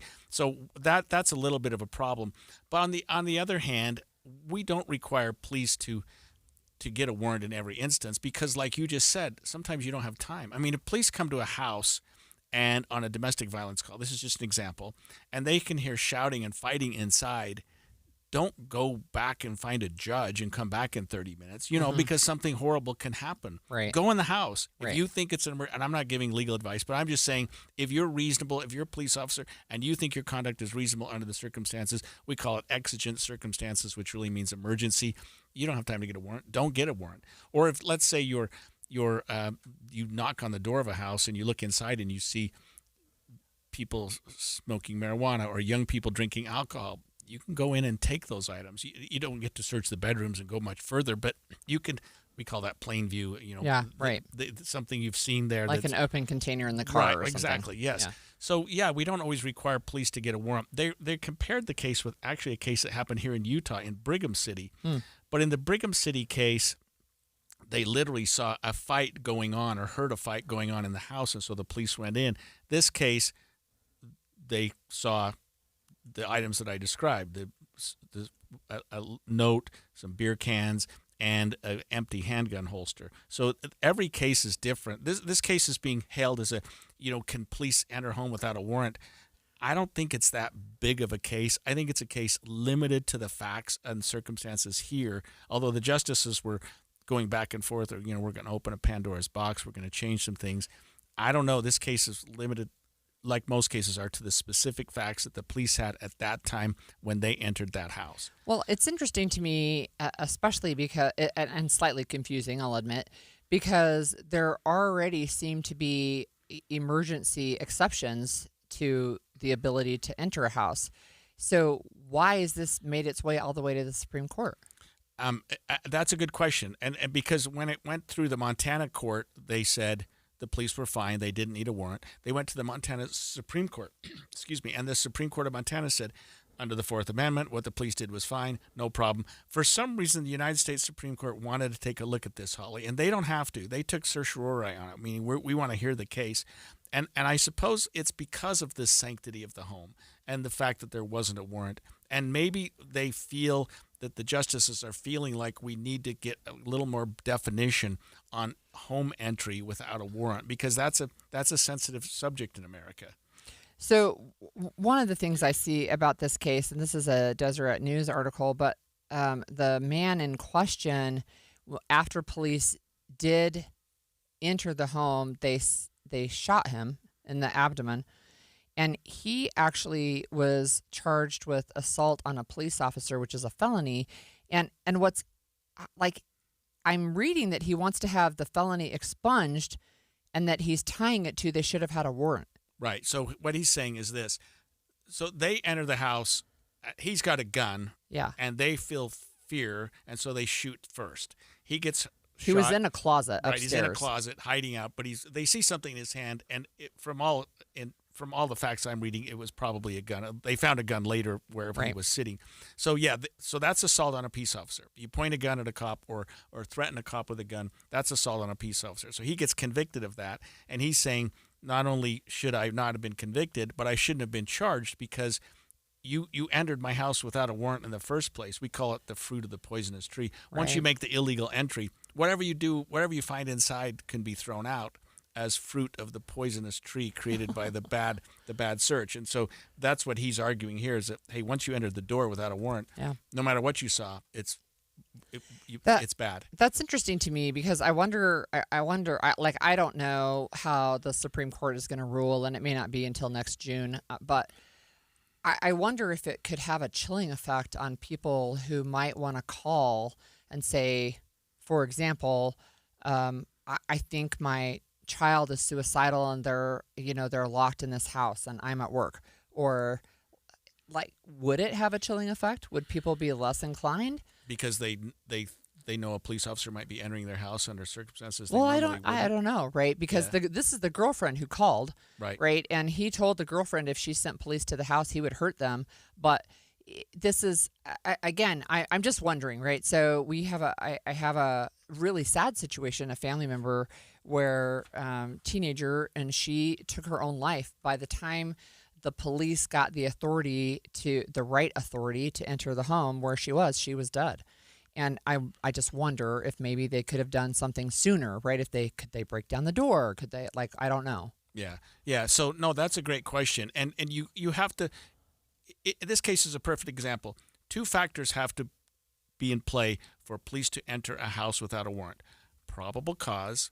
In other words, I'm a police officer. I'm outside this house. I have reason to believe something bad's going on. Mm-hmm.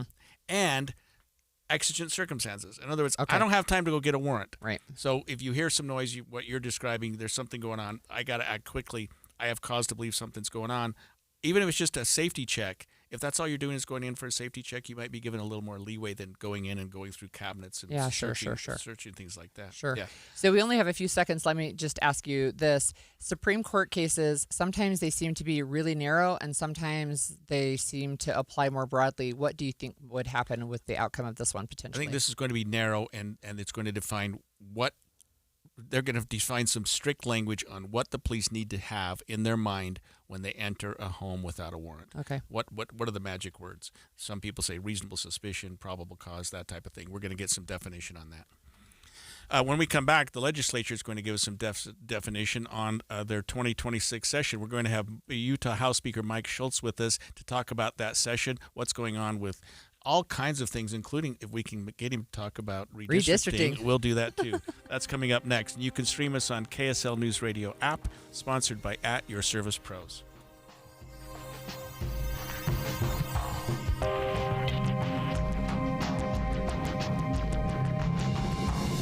KSL FM Midvale. KSL Salt Lake City. From the KSL Common Spirit Health Studios, this is KSL News Radio. Utah's news, traffic, and weather station.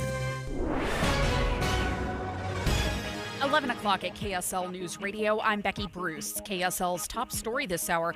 For the first time this season, UDOT and police have invoked the traction law for Little Cottonwood Canyon. A sure sign ski season is around the corner. The traction law requires all drivers to have chains, snow tires, and either all-wheel or four-wheel drive.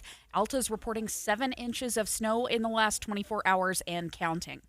We're hearing from a couple of football fans who reported online threats made towards Utah fans planning to attend this Saturday's game at BYU. 28-year-old Christopher Ty Justice is accused of threatening to shoot Utes fans on social media. Ivan and Spencer are two of the users who reported him to police. There's a big difference between rage baiting and threatening people's lives. Whether he was going to do it or not, it could be, a mental cry for help. The to tell KSL TV they still plan to attend the game. Justice was eventually contacted by police and his probation officer at his home in Emery County. He's been booked into jail there.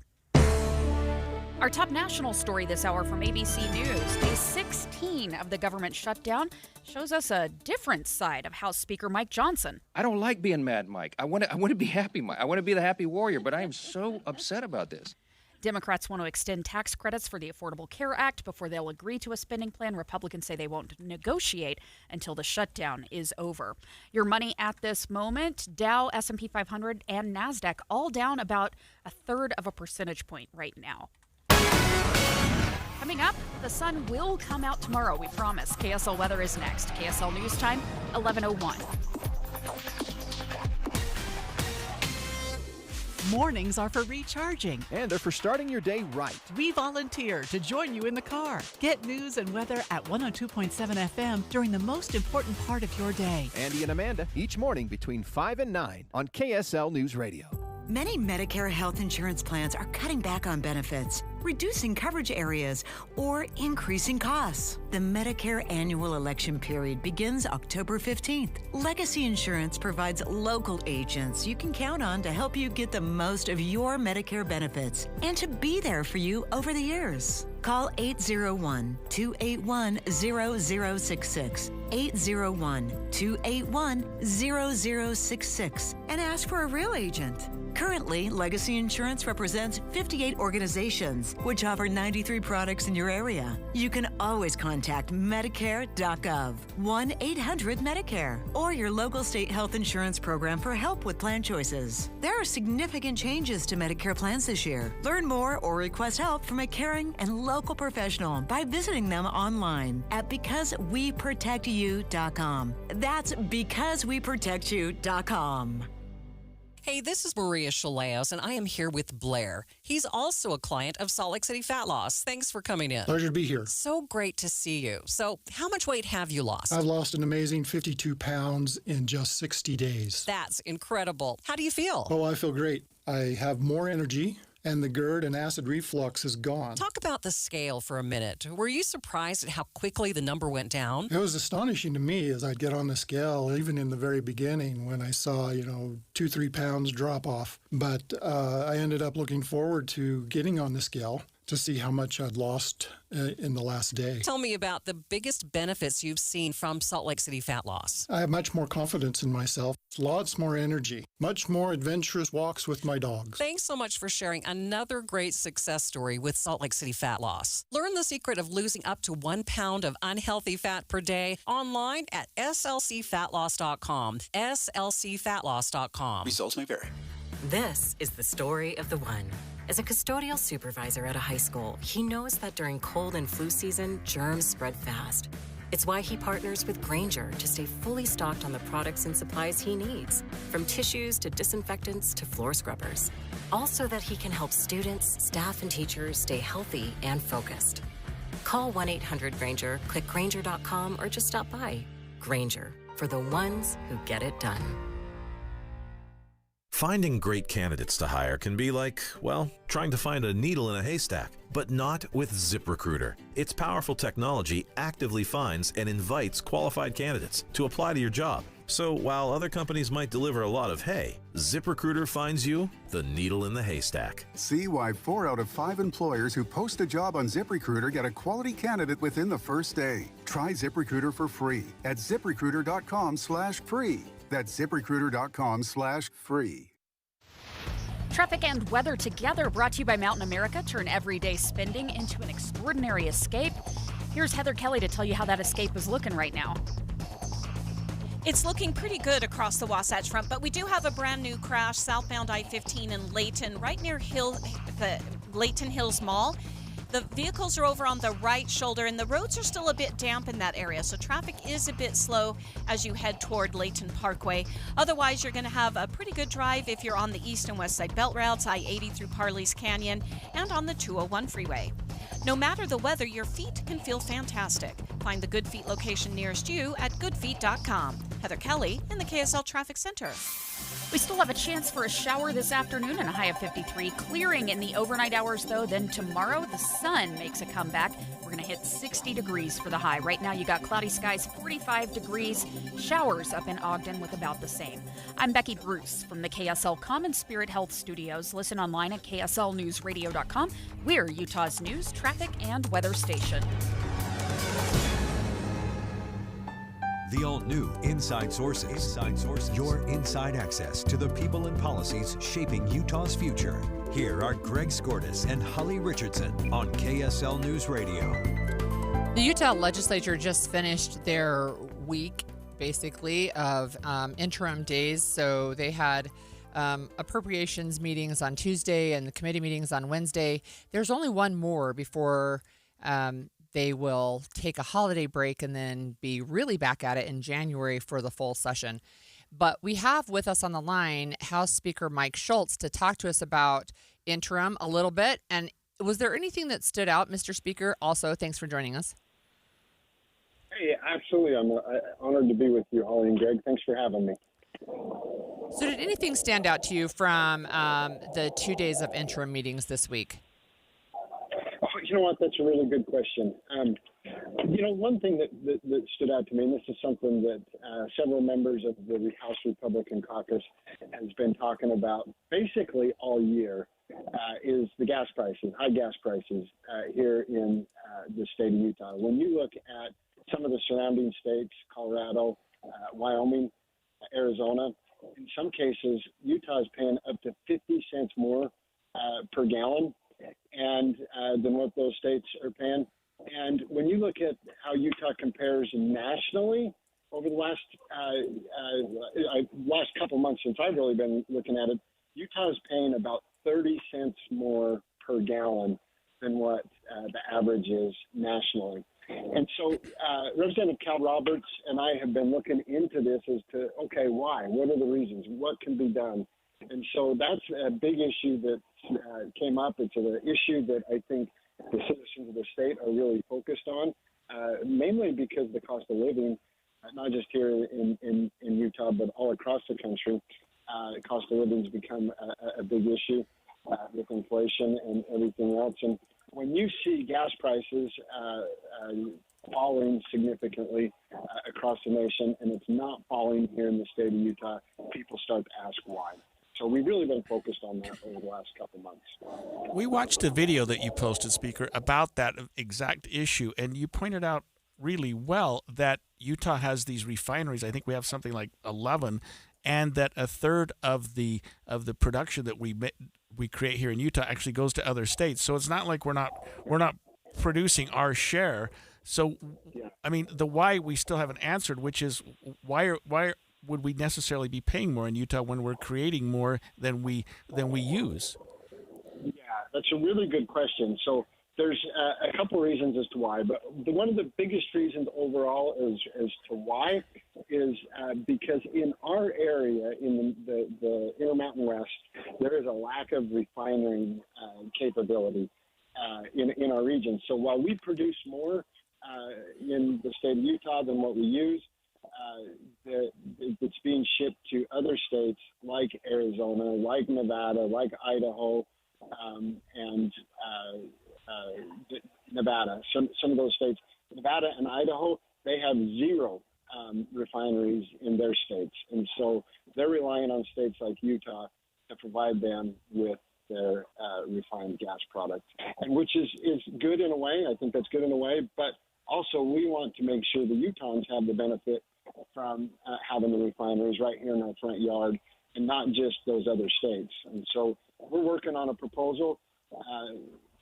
Do we have time to get into that proposal? Yeah, that's what I was going to ask you anyway. Sure. What can we do? Yes. Yeah, so it's interesting. So years ago, the legislature gave the refineries a tax exemption. So normally when you manufacture a product and you sell that product, there's tax that is added onto that. Well, Utah gave those refineries a tax exemption. And so they are sending the gas out. There's no tax on that gas that goes out. So, but when it comes to the states, when it's in the state, there's a gas tax that is applied. And the citizens of the state then have to pay that tax, and that tax then goes in to pay for our roads. However, when the gas gets sent to, let's say, Nevada, for example, there's no tax. There's no tax collected on that by the state of Utah. And so what the proposal is that we tax it at the refinery level, and then we take the money that's generated there and we reduce Utah's gas tax, which will then lower the gas tax and lower the gas prices at the pump. So essentially, we have, the people who are benefiting, such as the Nevada residents and those that purchase gas in Nevada. They're benefiting from the products that we produce here in the state of Utah, but then the money comes back to the state and reduces the gas tax for the citizens of the state. Yeah, interesting. I have a related question. What about conversations about electric vehicles? And since they don't go fill up at the pump, but they still use the roads, is the legislature looking at that in 2026? You know what? That's something that is actually a bill that I ran several years ago. So we've addressed that several times over the last decade, to where those using electric vehicles are now paying a proportionate share of what they should pay based off of what they would spend in gas tax. So some would argue it's too high. Some would argue it's not high enough. So the balance, I think, is pretty fair on that right now. Speaker, have you announced or have you had an idea already, and I know we're still a ways out, for your priorities for the next legislative session in 2026? Yeah, you know what? We are getting ready to announce that. But, some of the things that I can talk about is, education is always going to be top of mind for us here in the state of Utah. We have more kids per capita than any other state in the nation. So education will always be top of mind. 60% of the state's budget, 60% of the entire state's budget goes to education. So that will always be top of mind here in the state of Utah. Energy prices, and I think the gas tax that the gas prices that we've been talking about will always be top of mind. The policies that we put into place have maintained Utah having the lowest energy prices in the nation. We want to continue that, and so we have to stay on top of that. So that would be something that we're continuously working on. And then also the cost of living. The cost of living here in the state of Utah and across the country, we're going to be looking at ways, what can we do to lower the cost of living here in this for citizens in the state. So I might put you on the spot here, but the Utah Republican Party and several other individuals signed on to start an indirect initiative and also a referendum. The indirect initiative would repeal the state's redistricting law, Proposition 4. The referendum would overturn the map that the legislature just adopted. What are your feelings about that? Well, I'll tell you what, this has turned into chaos, and it's unfortunate. And, in my opinion, and that's the reason why we have the separation of powers. The legislature is supposed to make the laws. The courts are supposed to interpret the laws. But what we've had recently from the courts is the courts actually legislating from the bench and making laws and determining what those laws look like from the bench. Even if you follow Prop 4 and you say Prop 4 is the law of the land, that's not what the courts laid out. That's not the process that the courts laid out for us to go through. And so you have courts legislating from the bench. When you have that, you then have chaos, and then that's what you're seeing. And I don't know what to think about it. Certainly, I'm in favor of repealing the language of Prop 4. I think that needs to happen. It's important to note that Prop 4 barely passed at the ballot box, and there was over $3 million put into that to pass at the ballot box, and there was no opposition. And so I believe that with the light shined on Proposition 4 right now, the citizens of the state clearly don't want it, and so I'm excited for that process to happen. In regards to the repeal of the map that was just passed by the legislature, it puts us in a really interesting situation. And I can understand why people are not happy with the maps on all sides that the legislature picked. because the people that filed the repeal want to go back to the original maps. That's the reason why they filed for that repeal. They think that this is a way that they can get back to the original maps that was passed by the legislature originally. What that looks like, I had no idea, other than any way you try to map this out, it creates chaos. And ultimately, the decision will come down to the courts, not the elected people of the state of Utah. All right. That is a problem. Thank you for joining us, Mr. Speaker. I really appreciate that. We've gone a little over time. That was really interesting, though. Yeah, Speaker Mike Schultz. So when we come back after the break, we're going to talk about President Trump promising $40 billion for Argentina as long as they elect the right president. Stay with us. Rivalry Week is here. The 5, the 4, dive, touchdown, touchdown, touchdown! BYU, Utah. Bear Bachmeier gets in for 6 in double overtime. Listen for Cougar Tracks all week long. 30 minutes of coverage of BYU, Utah. All this week at 6:30 on Utah's legacy home of the Cougars and Rivalry Week. KSL News Radio. Hey guys, it's Woodrow from Mint Medical Clinic. Are you struggling with ED? Well, you are not alone, and now there's a real solution that treats the root cause, not just the symptoms. Introducing our trifecta approach, a breakthrough combination of acoustic wave therapy, hormone replacement, and cryotherapy, all designed to restore blood flow, boost performance, and rebalance your hormones. Whether it's ED or hormonal imbalance, if you're ready to reignite your love life, this treatment helps bring back your energy, your drive, and your confidence. And right now, when you call, you'll receive a free consultation, a blood flow ultrasound, and an intimacy gift. That's a $650 value, absolutely free. And here's the bonus. The next 20 callers will also receive a 5-night stay at a luxury resort in Hawaii just for taking the first step. But you must call now. With 2 convenient locations in Layton and Sandy, help is closer than you think. Call 801-804-8000 now. That's 801-804-8000. Mint Medical Clinic. We'll get you back to mint condition.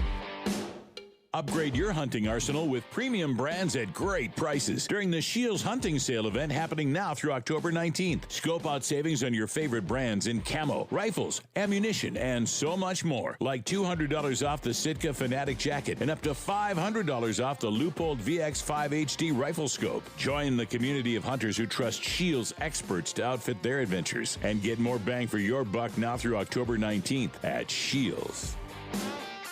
At Common Spirit Health, we know that lifelong health and well-being starts with primary care. So we have doctors and providers who see you, hear you, know you, and understand you.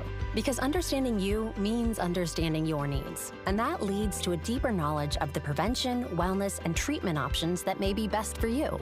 It's primary care that treats your whole family like family. It's primary care with human kindness. Discover all the ways you can find and connect with a primary care provider at mountain.commonspirit.org. This is the story of the one. As a custodial supervisor at a high school, he knows that during cold and flu season, germs spread fast. It's why he partners with Grainger to stay fully stocked on the products and supplies he needs, from tissues to disinfectants to floor scrubbers. Also that he can help students, staff, and teachers stay healthy and focused. Call 1-800-GRAINGER, click Grainger.com, or just stop by. Grainger, for the ones who get it done. This is the story of the one. As a custodial supervisor at a high school, he knows that during cold and flu season, germs spread fast. It's why he partners with Grainger to stay fully stocked on the products and supplies he needs, from tissues to disinfectants to floor scrubbers. Also that he can help students, staff, and teachers stay healthy and focused. Call 1-800-GRAINGER, click Grainger.com, or just stop by. Grainger, for the ones who get it done. How do they get so excited about 50 yards? Think of what you could sew with that. But you need a really great sewing machine, a Bernina. Get Bernina sewing, serging, and embroidery machines and accessories at fantastic prices. The Bernina Super Weekend Sale. Don't miss this Dave's Bernina Super Saturday one-day event, October 18th at our Provo and St. George stores. Featuring 0% financing for 48 or 72 months on qualifying purchases made October 18th. Save hundreds to thousands of dollars on all new Bernina machines. Even the most advanced sewing machine in the world, the Bernina 990, is on sale. And receive a free $5,200 gift bundle. Hurry in for amazing bargains on trade-ins and just out-of-the-box special event demo machines that come with warranties. Unbeatable one-day Super Saturday, October 18th discounts and clearance items throughout the store. Dave's Bernina, 691 East St. George Boulevard and 2017 North 550 West in Provo. Dave's Bernina. Any Hour Services free furnace sale is going on right now. If you haven't scheduled your free estimate yet, what are you waiting for? Call Any Hour Services today or schedule online at anyhourservices.com. That was the Cougar Growl, which means it's time to give away another Cougar keyword. Every day through Thursday. Today, this is the last day. We're giving away a pair of tickets to this Saturday's rivalry game, Utah at BYU, which is Saturday night at 6 o'clock. And you can listen to that here on the legacy home of BYU Cougars, KSL News Radio. Okay, the Cougar keyword this hour is defense. DEFENSE. So text the word defense right now to 57500 for your chance to win. Well, it's defense to 57500. It's that easy. It's not D with a fence. It's defense because I always see people with those banners. DEFENSE. It's that easy. Be sure to increase your chance of winning by listening next hour at 11:20.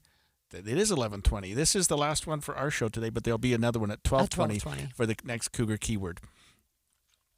Inside Sources.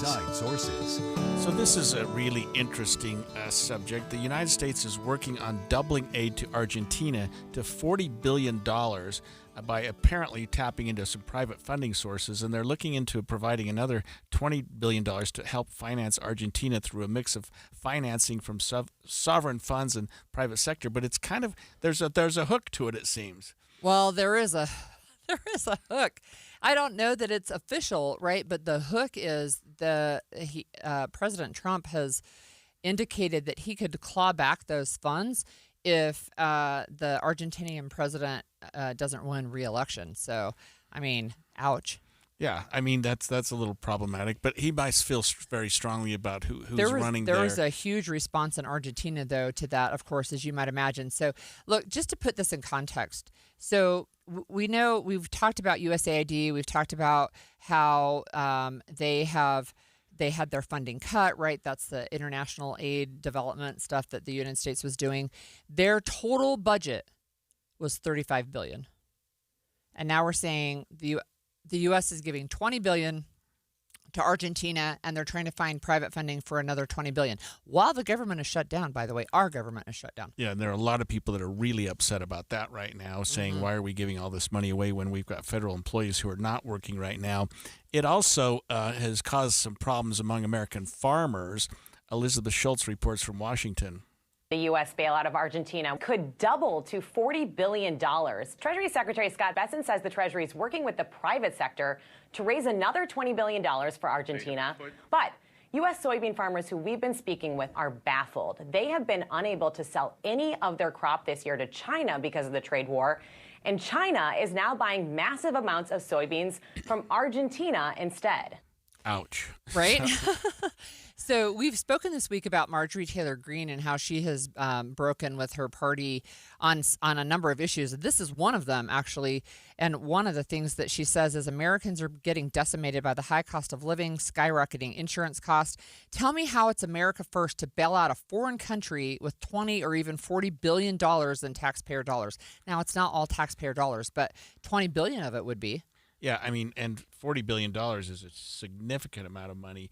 And I can understand the complaint by the farmers, too, because the last time I heard about soybean exports to China, they had dropped to zero. We're just not exporting any soybeans. Yeah. Farmers are dying, especially the soybean farmers, and now we're giving $20 to $40 billion to Argentina, and they're selling soybeans all day long to China. They're making a boatload, no doubt. Yeah, it just really struck me. Excuse me. It struck me that we're talking about giving away $40 billion to a foreign country. I'm not opposed to foreign aid. I am intrigued at the idea that this seems to be the right time to hand over that amount of money. Remember what happened with Brazil. They didn't get foreign aid from the U.S. They got slapped with additional tariffs. Right. And again, what we talked about earlier, the White House said they want to help their neighbors with the aid package, but Trump also said this: if the current president, Milei, who's running, did not prevail on October 26th, the money may not be granted. So what does that say to the voters? Is that electoral extortion? Like, I don't even know what to call that, but I know people in Argentina is like, hey, do not listen. You know what to do. Show up at the polls. I saw that the Argentinian, whatever their money unit is, that it dropped overnight because of this you would think just threat, the opposite. Basically. Right. Well, it's a threat of saying, well, it may be there, but you only if you elect the right guy. I wonder what that does to the voters there. I mean, that's it may fire them up. I don't know. In the wrong way. You're right. Well, right. But it depends on what side you stand like, on, right? Our economy's dying. We could use the $20 billion. Yeah. Maybe we vote for the guy we don't want. Well, Argentine is Argent. Oh my gosh, I'm tired today. Argentina's president is pretty far right. He is a pal of Trump's, and it's one of the things that the administration has said they want to pull South America further to the right, and this is one way they think they can do it, I think. But one of the things, again, people are saying he's not pro-democracy. He's a lot more authoritarian, and so the opposition to his electoral campaign is saying, look, we are pro-democracy, and we're willing to come to the polls and say we would rather have democracy than this money. Right, and of course, the opposition to this has been pretty fierce. The former president, Cristina Fernandez, said Trump to Milei in the United States, our agreements depend on who wins an election, Argentines. You already know what to do. So she's saying don't be blackmailed by this. Yeah. I see something this is on X, but an Illinois soybean farmer who, of course, is impacted by, we just talked about the soybean exports having dwindled to nothing. He says MAGA now stands for Make Argentina Great Again. A bailout is like putting a Band-Aid on a bullet wound. I don't know. I mean, we've been talking about this for a while, what's going on with Argentina, this $40 to $20 billion bailout, maybe with a hook that you elect the right person, and what that's doing to so many. It's so far-ranging that we're talking about American soybean farmers being caught up in this. I mean, I don't know. It's an unusual thing anyway. I don't understand why we're doing it. There's got to be some political angle behind all this. If he's a far right leader, and maybe Trump thinks he's an ally, seems to be an election get us angle. get us some love in that part of the world. But again, well, at the same time, remember, so we're Venezuela. They've admitted this year now that the CIA is doing covert operations in Venezuela, and they expect to have ground operations as well. So and I think they just shot down the 5th Venezuelan boat coming. Sixth, I think. Yeah, I think 6th. So, anyway, that headline just really stood out to me. That the United States is going to be bailing out Argentina if they elect the right person. We should mention before we take a break that there was another vote apparently in the Senate this morning, afternoon for them, to end the government shutdown, and from all accounts it did not end the government shutdown. I don't even know if the numbers were changed at all, but I guess it behooves Senate President Thune to have a vote once in a while and just to say, hey, is something going on? But what we're looking at is again, we may be heading into a weekend here. We're already at day 16. I think it's 16, yeah. And without this was running. the 10th spending bill that they rejected, just so you know. So the Senate keeps they keep bringing them forward. They keep rejecting them for the 10th time. And when we come back, Utah is about to become a global tech powerhouse. A massive AI-driven data center, one of the largest in the United States, is breaking ground in, of all places, Millard County, Utah. What does that mean for jobs, energy, and the future of technology right here at home? We'll take a closer look at that next. Stay with us on KSL News Radio. And remember, you can stream us on the KSL News Radio app, sponsored by At Your Service Pros. 11:29 at KSL News Radio. I'm Alexandria Bonilla. KSL's top story this hour. October has just moved up to the 5th wettest month ever recorded in Salt Lake City. We have 4.96 on the month, the wettest month ever, not just October, wettest month ever in Salt Lake City. was September of 1982 when we hit 7.04 inches of water. KSL meteorologist Matt Johnson says we aren't done with the rain this month. There's 2 more storms lining up over the Pacific, and he says one of them looks like it could move in right around Halloween. He also says it looks like a cold storm, meaning trick-or-treaters might be dealing with snow, but it's still too early to say. Our top national story this hour from ABC News. We're learning more about mistaken firings on this 16th day of the government shutdown. The Department of Health and Human Services mistakenly issued termination notices to nearly 800 employees last week, says a department official in a federal court filing this week. That's the first time HHS has revealed how many were affected by what it, over the weekend, told ABC News was a coding error. The court filing calls it data discrepancies and processing errors. It says over 900 others were supposed to get the notices. That's ABC's Chuck Sievertson. Your money at this moment. The Dow is currently down 76 points. Coming up, here comes the sun. Eventually, KSL weather's next. KSL News Time, 11:31. A reminder about the simplest way to get updated for your day. Hit your KSL preset when you jump in the car, and we'll take care of the rest. Hear key news updates and traffic reports. Andy and Amanda from 5 to 9 in your car. KSL News Radio at 102.7 FM. Hello, car donation hotline. Hi, I'd like to donate a car to the Utah Kidney Foundation. Are you in Utah? Awesome. Let's get some info and we'll send you a tow truck. But I want my car donation to benefit my neighbor in Farmington who needs a transplant. Are you in Utah? That's a no. I'm in SoCal, but you're still donating to charity. What charity? Doesn't matter. Yes, I want my donation to stay in Utah. Righteous dude. You need to call Tow Cars in Utah. Locals only, am I right? Oh, yeah. I remember tow cars with a K like kidney. It's on a billboard somewhere. TOWKARS.org. That's it. Towcars.org. If you'd like your vehicle donation to help Utah kidney patients in the Beehive State, please use the web address on their billboard, towcars.org, to donate your old car or truck. That's TOWK like kidney, ARS. Towcars.org. When you need a new water heater, you need it right now. Yep, can't wait on that. When you need a new furnace or a new air conditioner come the summertime, you need it right now. So Superior Water and Air has a wonderful program where they can help you with financing. If you need it, get it today and pay it off when you get your tax refund or just over time. That's one of the great things is they have multiple financing options. It's not just one, okay, you've got to do it this way. It's, you can wait till just after your tax refund. Well, what if you need no payments until later in the year? Yeah. They can work with you like that because, look, they want to help you get you back on your feet with the thing that doesn't work that you got to use. Yeah. And they'll just work with your situation. What a great way to do it. I loved introducing you to my friends at Superior because they're just great people. And when you invite somebody into your home, you want to feel good about them. Yeah, and they're so customer-centric. That was what really impressed me was they wanted to work with me and my family, whatever needs we might have. Right. They want your home to be safe and clean. Superior Water and Air. Here's the number, 801-872-8483, or go to superiorwaterandair.com. If you are facing divorce, call Cordell and Cordell today. There's a lot on the line in divorce. This is Joe Cordell of Cordell & Cordell, the largest family law firm in the country, with over 35 years of helping clients navigate divorce. Divorce touches all areas of your life: your home, savings, retirement, and of course, kids. So when you find yourself facing divorce, you need a partner you can count on. If you are facing divorce, contact Cordell and Cordell today at 1-855-GET-LEGAL. That's 1-855-GET-LEGAL. CordellCordell.com.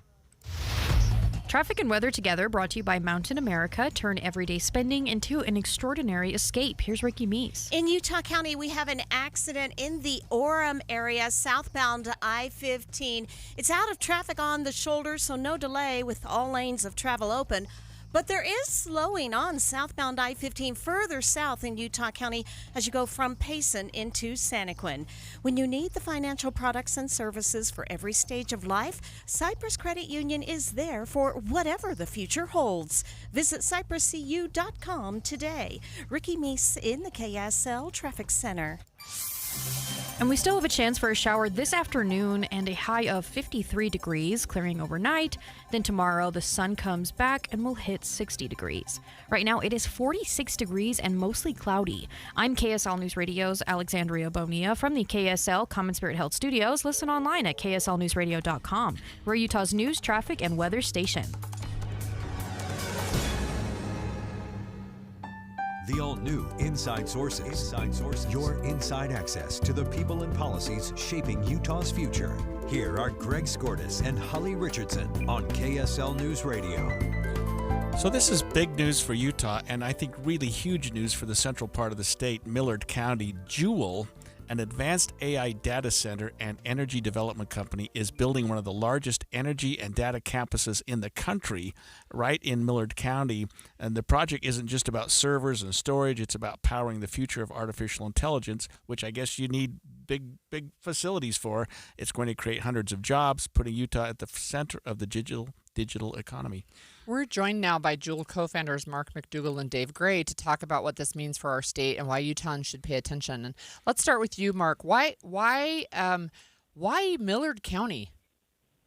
Well, hi, Holly and Greg. Thanks for having us on your show today. Millard County is what we would consider the perfect location for a data center because it has all of those factors we need. It's got land, and we have a large amount of land, and it's not encroaching on others. And it's an area where we can use the natural resources to build the energy necessary for our compute. Dave, what is a data center? What is it going to look like? I for those listeners like me who don't understand, what the facility is and what it would be doing. Today's modern data centers are powering very compute-intensive applications. They look a lot more like power plants today than they do data centers. Data centers, this is essentially a number of large power plants with a few high-performance computers attached to them. And we're doing that so that we don't tax the local grid and the local resources. We're generating our own power and attaching computers to those data centers. So back to you, Mark. How many jobs are we talking about this project bringing to Millard County, and what kind of jobs? That's a great question. Thanks, Holly. Generally speaking, there's a couple of phases. During the construction phase, of course, there are literally hundreds of tradesmen who come to help us build this facility, and that could be anywhere north of 500 or 600. Once they're built, a data center kind of, as we build them, has a couple of phases. We have our power plant, which Dave mentioned is kind of integral to the actual building, and that generally takes a dozen or so employees. Then we have our maintenance for the plant itself. That takes a dozen or so. And then we also have the smart hands. These are the technical people who work on the computers, and that's about a dozen or so also. So generally speaking, we would think 35 to 50 per building. And Dave, can you follow up with the power plant itself? What is it? Is it going to be, or do we know yet what the power is going to come from? Certainly. We've partnered with a local company, Wheeler Machinery Company. We're their customer, and they're going to be supplying to us power plants like they do in many of the municipalities along the Wasatch Front. They are a Caterpillar dealer, and their power systems group. If you live in Lehigh or Provo or a number of the other municipalities in the state, you're receiving power from Caterpillar equipment that's operated and maintained in many instances by Wheeler Machinery Company. So we're taking that knowledge and expertise that's been built over many decades by Wheeler Machinery Company and Caterpillar to assist us in building modern power plants that can power these machines, so we're not connecting to the grid that is so taxed and overutilized here in our state. Our state uses today about 4 gigawatts of electricity, and our campus, the Jewel campus in central Utah, will be multiples of that, but not taxing the resources. And when you think about the grid, there's two grids. One grid is a grid of molecules. That's our natural gas infrastructure. The other grid is a grid of electrons that take typically natural gas or other sources to make electricity. We're going to be tapping into the natural gas grid to get us the power that we need, not necessarily the grid that's already there on site that's just overtaxed and doesn't have capacity for us. We're bringing capacity from the molecular grid, our natural gas infrastructure, to power infrastructure. So we're speaking with Joule co-founders Mark McDougall and Dave Gray. And Mark, I know that data centers often raise concerns about energy use and water consumption. How is Joule addressing those environmental impacts? Well, as Dave mentioned, we're building what we call a better grid. It's just kind of a self-contained grid so that, again, we don't tax the public utility that anyone who turns on their lights at their home would turn on. And what we do basically is generate our own electricity on site. And because we're doing that, we're able then to tap into the efficiencies of the heat that's generated by those generators. They call that combined cooling and heat power. And basically what that does is that allows us to cool these big computers with the resource that we have on hand. And so we don't really use a lot of water. A lot of people ask about that whole water consumption. And I think the easiest way I have to tell them is it uses far less water than you would imagine. And in fact, we're kind of used to watering because we're used to the agriculture around us here in Utah. It uses per acre much less water than agriculture does. And Dave, let me just ask you about Millard County in general. When I think about the county, it's sort of got the Fillmore side and the Delta side, if I'm right, east and west. Where will this facility be? And has ground been broken yet? Do you have the dirt yet? Ground will be broken. Of course, there's been all kinds of planning and drawing and engineering, but the actual dirt will be starting to move on November 6th. And we are right in the middle of the East Millard, West Millard rivalry line. So I think you could stand on the road where we have our data center, and if you went to one side, you'd be a Jackrabbit, and the other side, you'd be out of Millard High School. So it's a fun project. I think the county is really excited to have us there, and we're happy to be able to be a part of Millard. So Mark, let me just ask you a big picture question outside of just Millard County. Why should Utahns in general care about this? Well, as you know, data centers are kind of the backbone of our electric economy. And when we think about that, this digital economy and the electricity and the power, but also computing generates all that information. It needs to happen somewhere. And if it doesn't happen here in the U.S., it's going to happen abroad. One of the nice things about performing this compute here in Utah is we keep it right here at home. But the other nice thing is that we do provide infrastructure in the way of tax base and jobs to the local community. Let me ask one last question of Dave, and maybe you've answered this, but when would this facility likely be running and functional? It takes about a year for construction for the first buildings to go live, and it'll continue to grow as demand is needed. So that groundbreaking on November 6th will kick off a flurry of excitement in Millard County at our site, and we anticipate that first compute will come out of there next fall of 26. Thank you so much for joining us. I really appreciate you informing us all. We've been speaking with Joule co-founders Mark McDougall and Dave Gray, and Joule is an advanced AI data center. This is big news for Utah and big news for that part of the state. I mean, I love the Millard County area, and it sounds like smack dab in the middle. I know, that was funny. Between one side and the other, I was trying to see Speaking of rivalries, which one would get that. But yeah, they're good for them. And it'll be interesting to see what that's like, what it looks like. You don't think about, I always think of things being in the cloud, but you've got to have something land-based, I guess. To send it to the cloud, I guess. Yeah.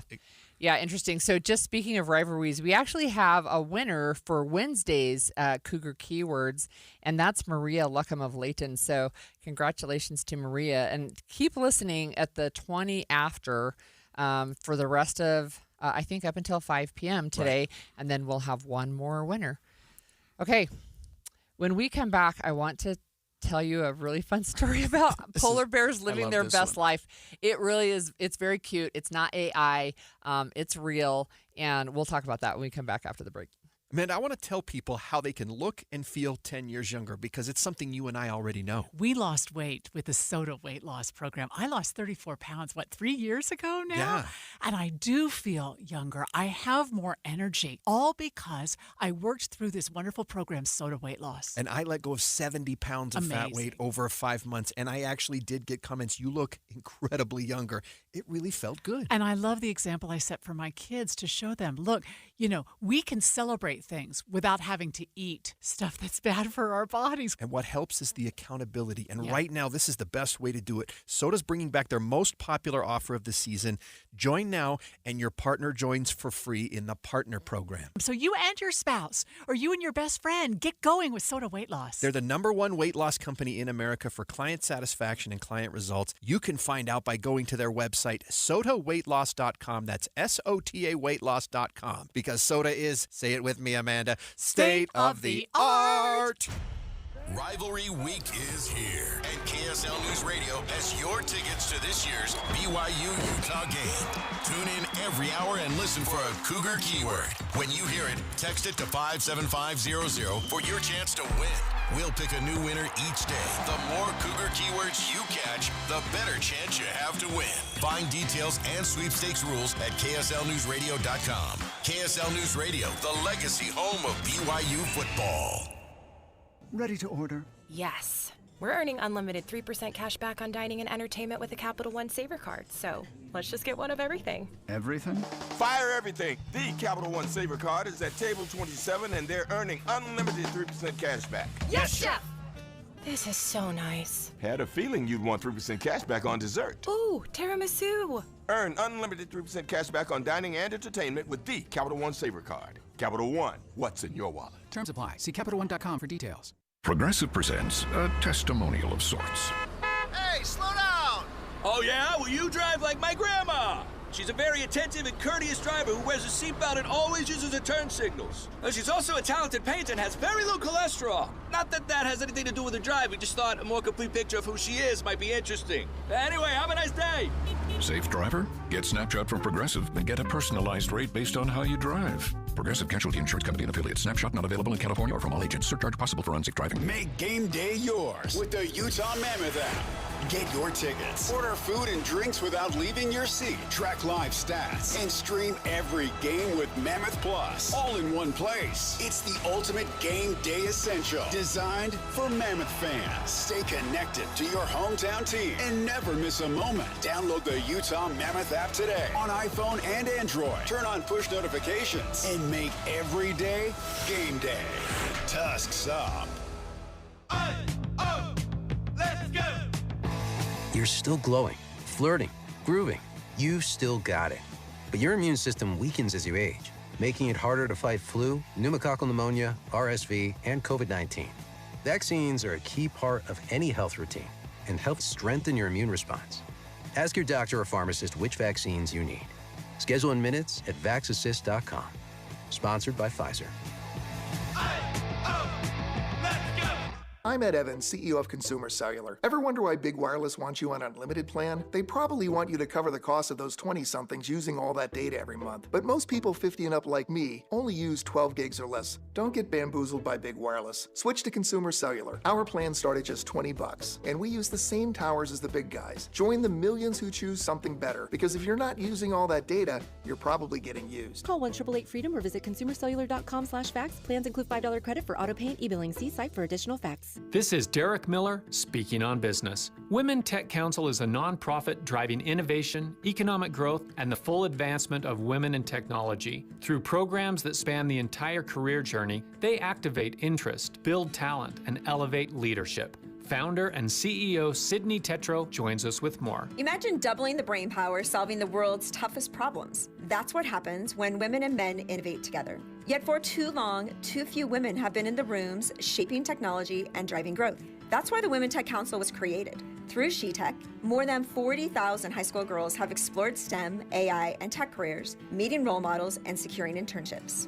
Each year, 400 of these young women graduate in STEM fields, adding $32 million annually to Utah's economy. For professionals, our programs accelerate careers, place women in boardrooms, fuel startups, and help raise hundreds of millions in funding. But the real story is community. Thousands of mentors, role models, male allies, and industry partners power this momentum. Together, we're not just advancing women, we're strengthening companies, families, and communities, proving innovation is strongest when everyone is part of the solution. The Women Tech Council strengthens Utah's economy and advances women in technology through mentoring, networking, visibility, and career programs that drive innovation and growth. To learn more, visit their website at womentechcouncil.com. I'm Derek Miller with the Salt Lake Chamber, speaking on business. The new Inside Sources. So I always love these, the last 10 minutes of our show, because we can go to some fun news. And I saw this story. Polar bears are living their best life. That's not the title, but they're chilling at home in an abandoned Russian research station. And you can find it. I'm looking at the Associated Press, but there are numerous articles out there. In fact, some with the headlines of like, no, it's not AI. I guess you have to know. So a photographer was filming the landscape of this island during a cruise. And this is like, we're talking about way up off the far eastern coast of Russia, where like you can literally see Alaska. You can see Alaska across the Bering Strait. And he noticed that there's all these bears. And so there's all these pictures, and there's just like families of polar bears, and they're just lounging around. Yeah, and it's a small little island. So it's 7 miles from the northern coast of the Chukotka Peninsula, and it, like you say, it faces Alaska. I think Sarah Palin can see them from her living room. But they're just chilling in this little island, and they've sort of taken over the houses. It's a former research facility, not being used anymore. The island's way too small to really house people. But I mean, it's the cutest thing to watch these polar bears, and they're sharing the dwellings. I know. They're sleeping like, in these little huts. Yeah, you can see their faces like poking out the window, hanging over the railings for the stairs right there. But they had to swim 7 miles to get there. Well, I don't think that's far for a polar bear. I know, but still, I mean, you swim out, you expect an island. I mean, I don't know what their compass was telling them, but they. Well, and I don't know what their food source is, but in any case, it's just a really fun story that you've got these polar bears who are just chilling on this abandoned research station. So if you're interested, there's lots of places online where you can find these pictures of the polar bears just making themselves at home. And I was trying to see from the article if they've counted them, but there seemed to be a fairly significant number of them. It does look like quite a few, yeah. So, right? Yeah. And they seem to be getting along just fine. So I'm looking now, I went to a people.com article, and it says that the drone footage by the photographer saw the polar bears swat and sniff and try to bite the camera as it went overhead. Of course, right. So drones can be used for good, right? They can be used for good. Yeah, so for photographing polar bears. Yeah, for photographing polar bears. So that was just a really fun story about polar bears living their best life. So there's a rhyme, and I can never remember the rhyme all the way, but it's about bears and how to stay safe. But I know the one for polar bears: if it's white, it's lights out, right? It's like they're gonna kill you with one swat. Yeah, right, yeah. So, okay. So today we're going to go to fun facts. It's October 16th. This is a fun fact, and I'm going to start in reverse order a little bit. But on 2013, on this day, the United States ended a 16-day government shutdown. Oh, you're kidding. No. 16? And but we're going to pass that because we're going into the weekend. We're breaking that record. And it doesn't seem, Holly, as though we're going to have another vote until next week. So yeah, for sure, because the Senate has adjourned and the House has already, I mean, they were not called into session at all. In fact, I read about one Texas representative who feels like he was elected to do a job, and he literally is the only person there in the House, and he faithfully goes to work in his office.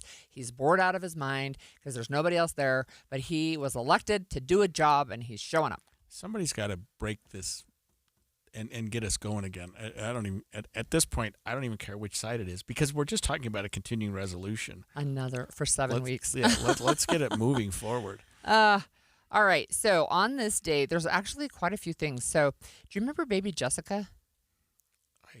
No. She fell in a well. Oh my gosh. So that was horrible. She was rescued on this day in 1987. She fell in a well. She was down there for 58 hours. Can you even imagine? Oh, and it was like a pipe. Oh, almost. yeah, like I mean, it was an open pipe, and I think if I remember right, the diameter was something like 18 inches or something. She was only 18 months old when she fell down that well, and 18 inches was generous. It was only 8 inches, and she fell about 22 feet. So they couldn't go straight down, right? They couldn't go get her. They had to drill sideways and not get the stuff to collapse, and because the well was surrounded by rock. It was just really, I mean, I remember being captured, miracle, right? And captivated by that story. If the well didn't have water, at least at her Right. level. So, I mean, and just think about, no matter how big you are, being in a, I mean, if you're claustrophobic, that story just gives you the chills. Yeah. And then I remember them tunneling down, cutting across, trying to get to her, and they did get to her, and she was just, sort of happy to get out of there. She was a mess. It was. She did have some injuries, but really, I mean, the fact that she was able to survive was remarkable. One of the paramedics got PTSD actually after his part in it and all the stuff, and he ended up killing himself later because it just had such a lasting impact on him. So that's a sad part of that story. That is really sad, especially because it ended with a happy ending. You wouldn't with the happy expect ending. that. Yeah. Okay, so on this day, so we already talked about BYU was officially launched in 1875. It used to be called Brigham Young Academy, but now it's Brigham Young University, of course. But on this day in 1901, Booker T. Washington and his family were invited to dine at the White House with Teddy and Edith Roosevelt, and they got condemnation from the South because Booker T. Washington was not white. He was black. Right, yes. What was his claim to fame? So his claim to fame, he was an educator. He was an author, and he was a leader in some of the pro-Civil War stuff. So this exactly, yeah. Yeah. Yep. So he's black education, Booker T. Washington, one of the founders of the National Negro Business League. But the fact that the president and first lady were willing to have him and people in the South were not impressed. So BYU is 150 years old today, Yep. meaning 1875, if my math is right. Yeah, that's right. That the Brigham Young Academy was formed. Wow, that's pretty well, impressive. I do have to give a shout out to the University of Utah, which is actually 25 years older. Right. So they're 175 this year. I don't know exactly what day. I'm so sorry. Okay, so on this day in 1984, Desmond Tutu, who is a South African Anglican archbishop, won the Nobel Peace Prize.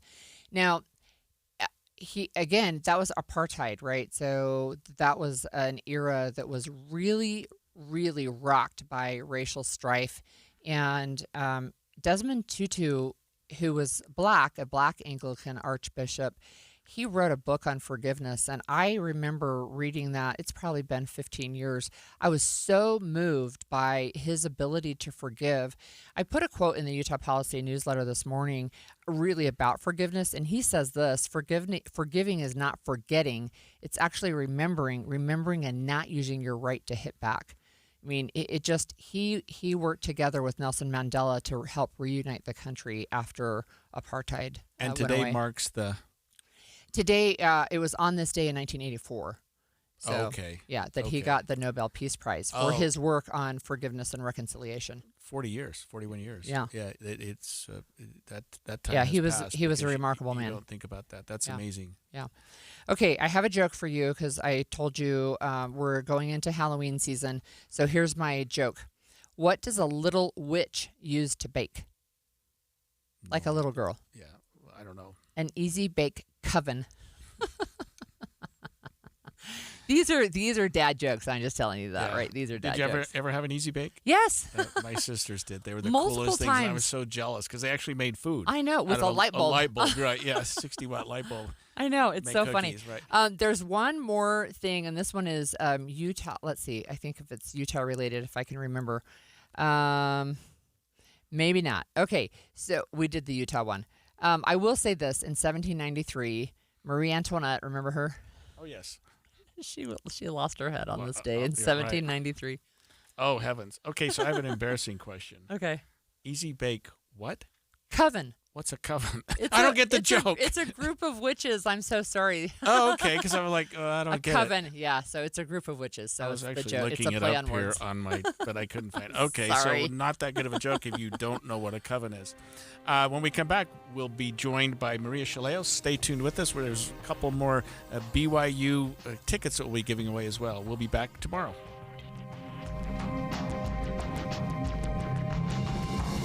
KSL FM Midvale. KSL Salt Lake City. From the KSL Common Spirit Health Studios, this is KSL News Radio. Utah's news, traffic, and weather station. Good afternoon. KSL News Time is 12 o'clock noon, and this is Midday. I'm Maria Chaleos. KSL's top story. It's rivalry week. Utahns across the state are preparing for the big game Saturday when the Utah Utes head to LaVelle Edwards Stadium. Now, BYU's president is addressing safety and security for that big game. We take safety and security very seriously on this campus. BYU President Shane Reese addressed the topic of safety with inside sources just one day after we learned someone posted on social media threatening to shoot Utah fans at Saturday's game. The man accused of making the threats is now in jail. Reese says they will have over 130 officers in and around LaVelle Edwards Stadium the day of the game. And they're trained and committed to provide a safe and a secure environment so that everybody can come and enjoy the rivalry. President Reese also says they continually monitor security-related events going back years and make adjustments to make sure their security is top-notch. He also says they've increased their investment in security personnel and their processes over the last few years. Adam Small, KSL News Radio. We are hearing from a couple of football fans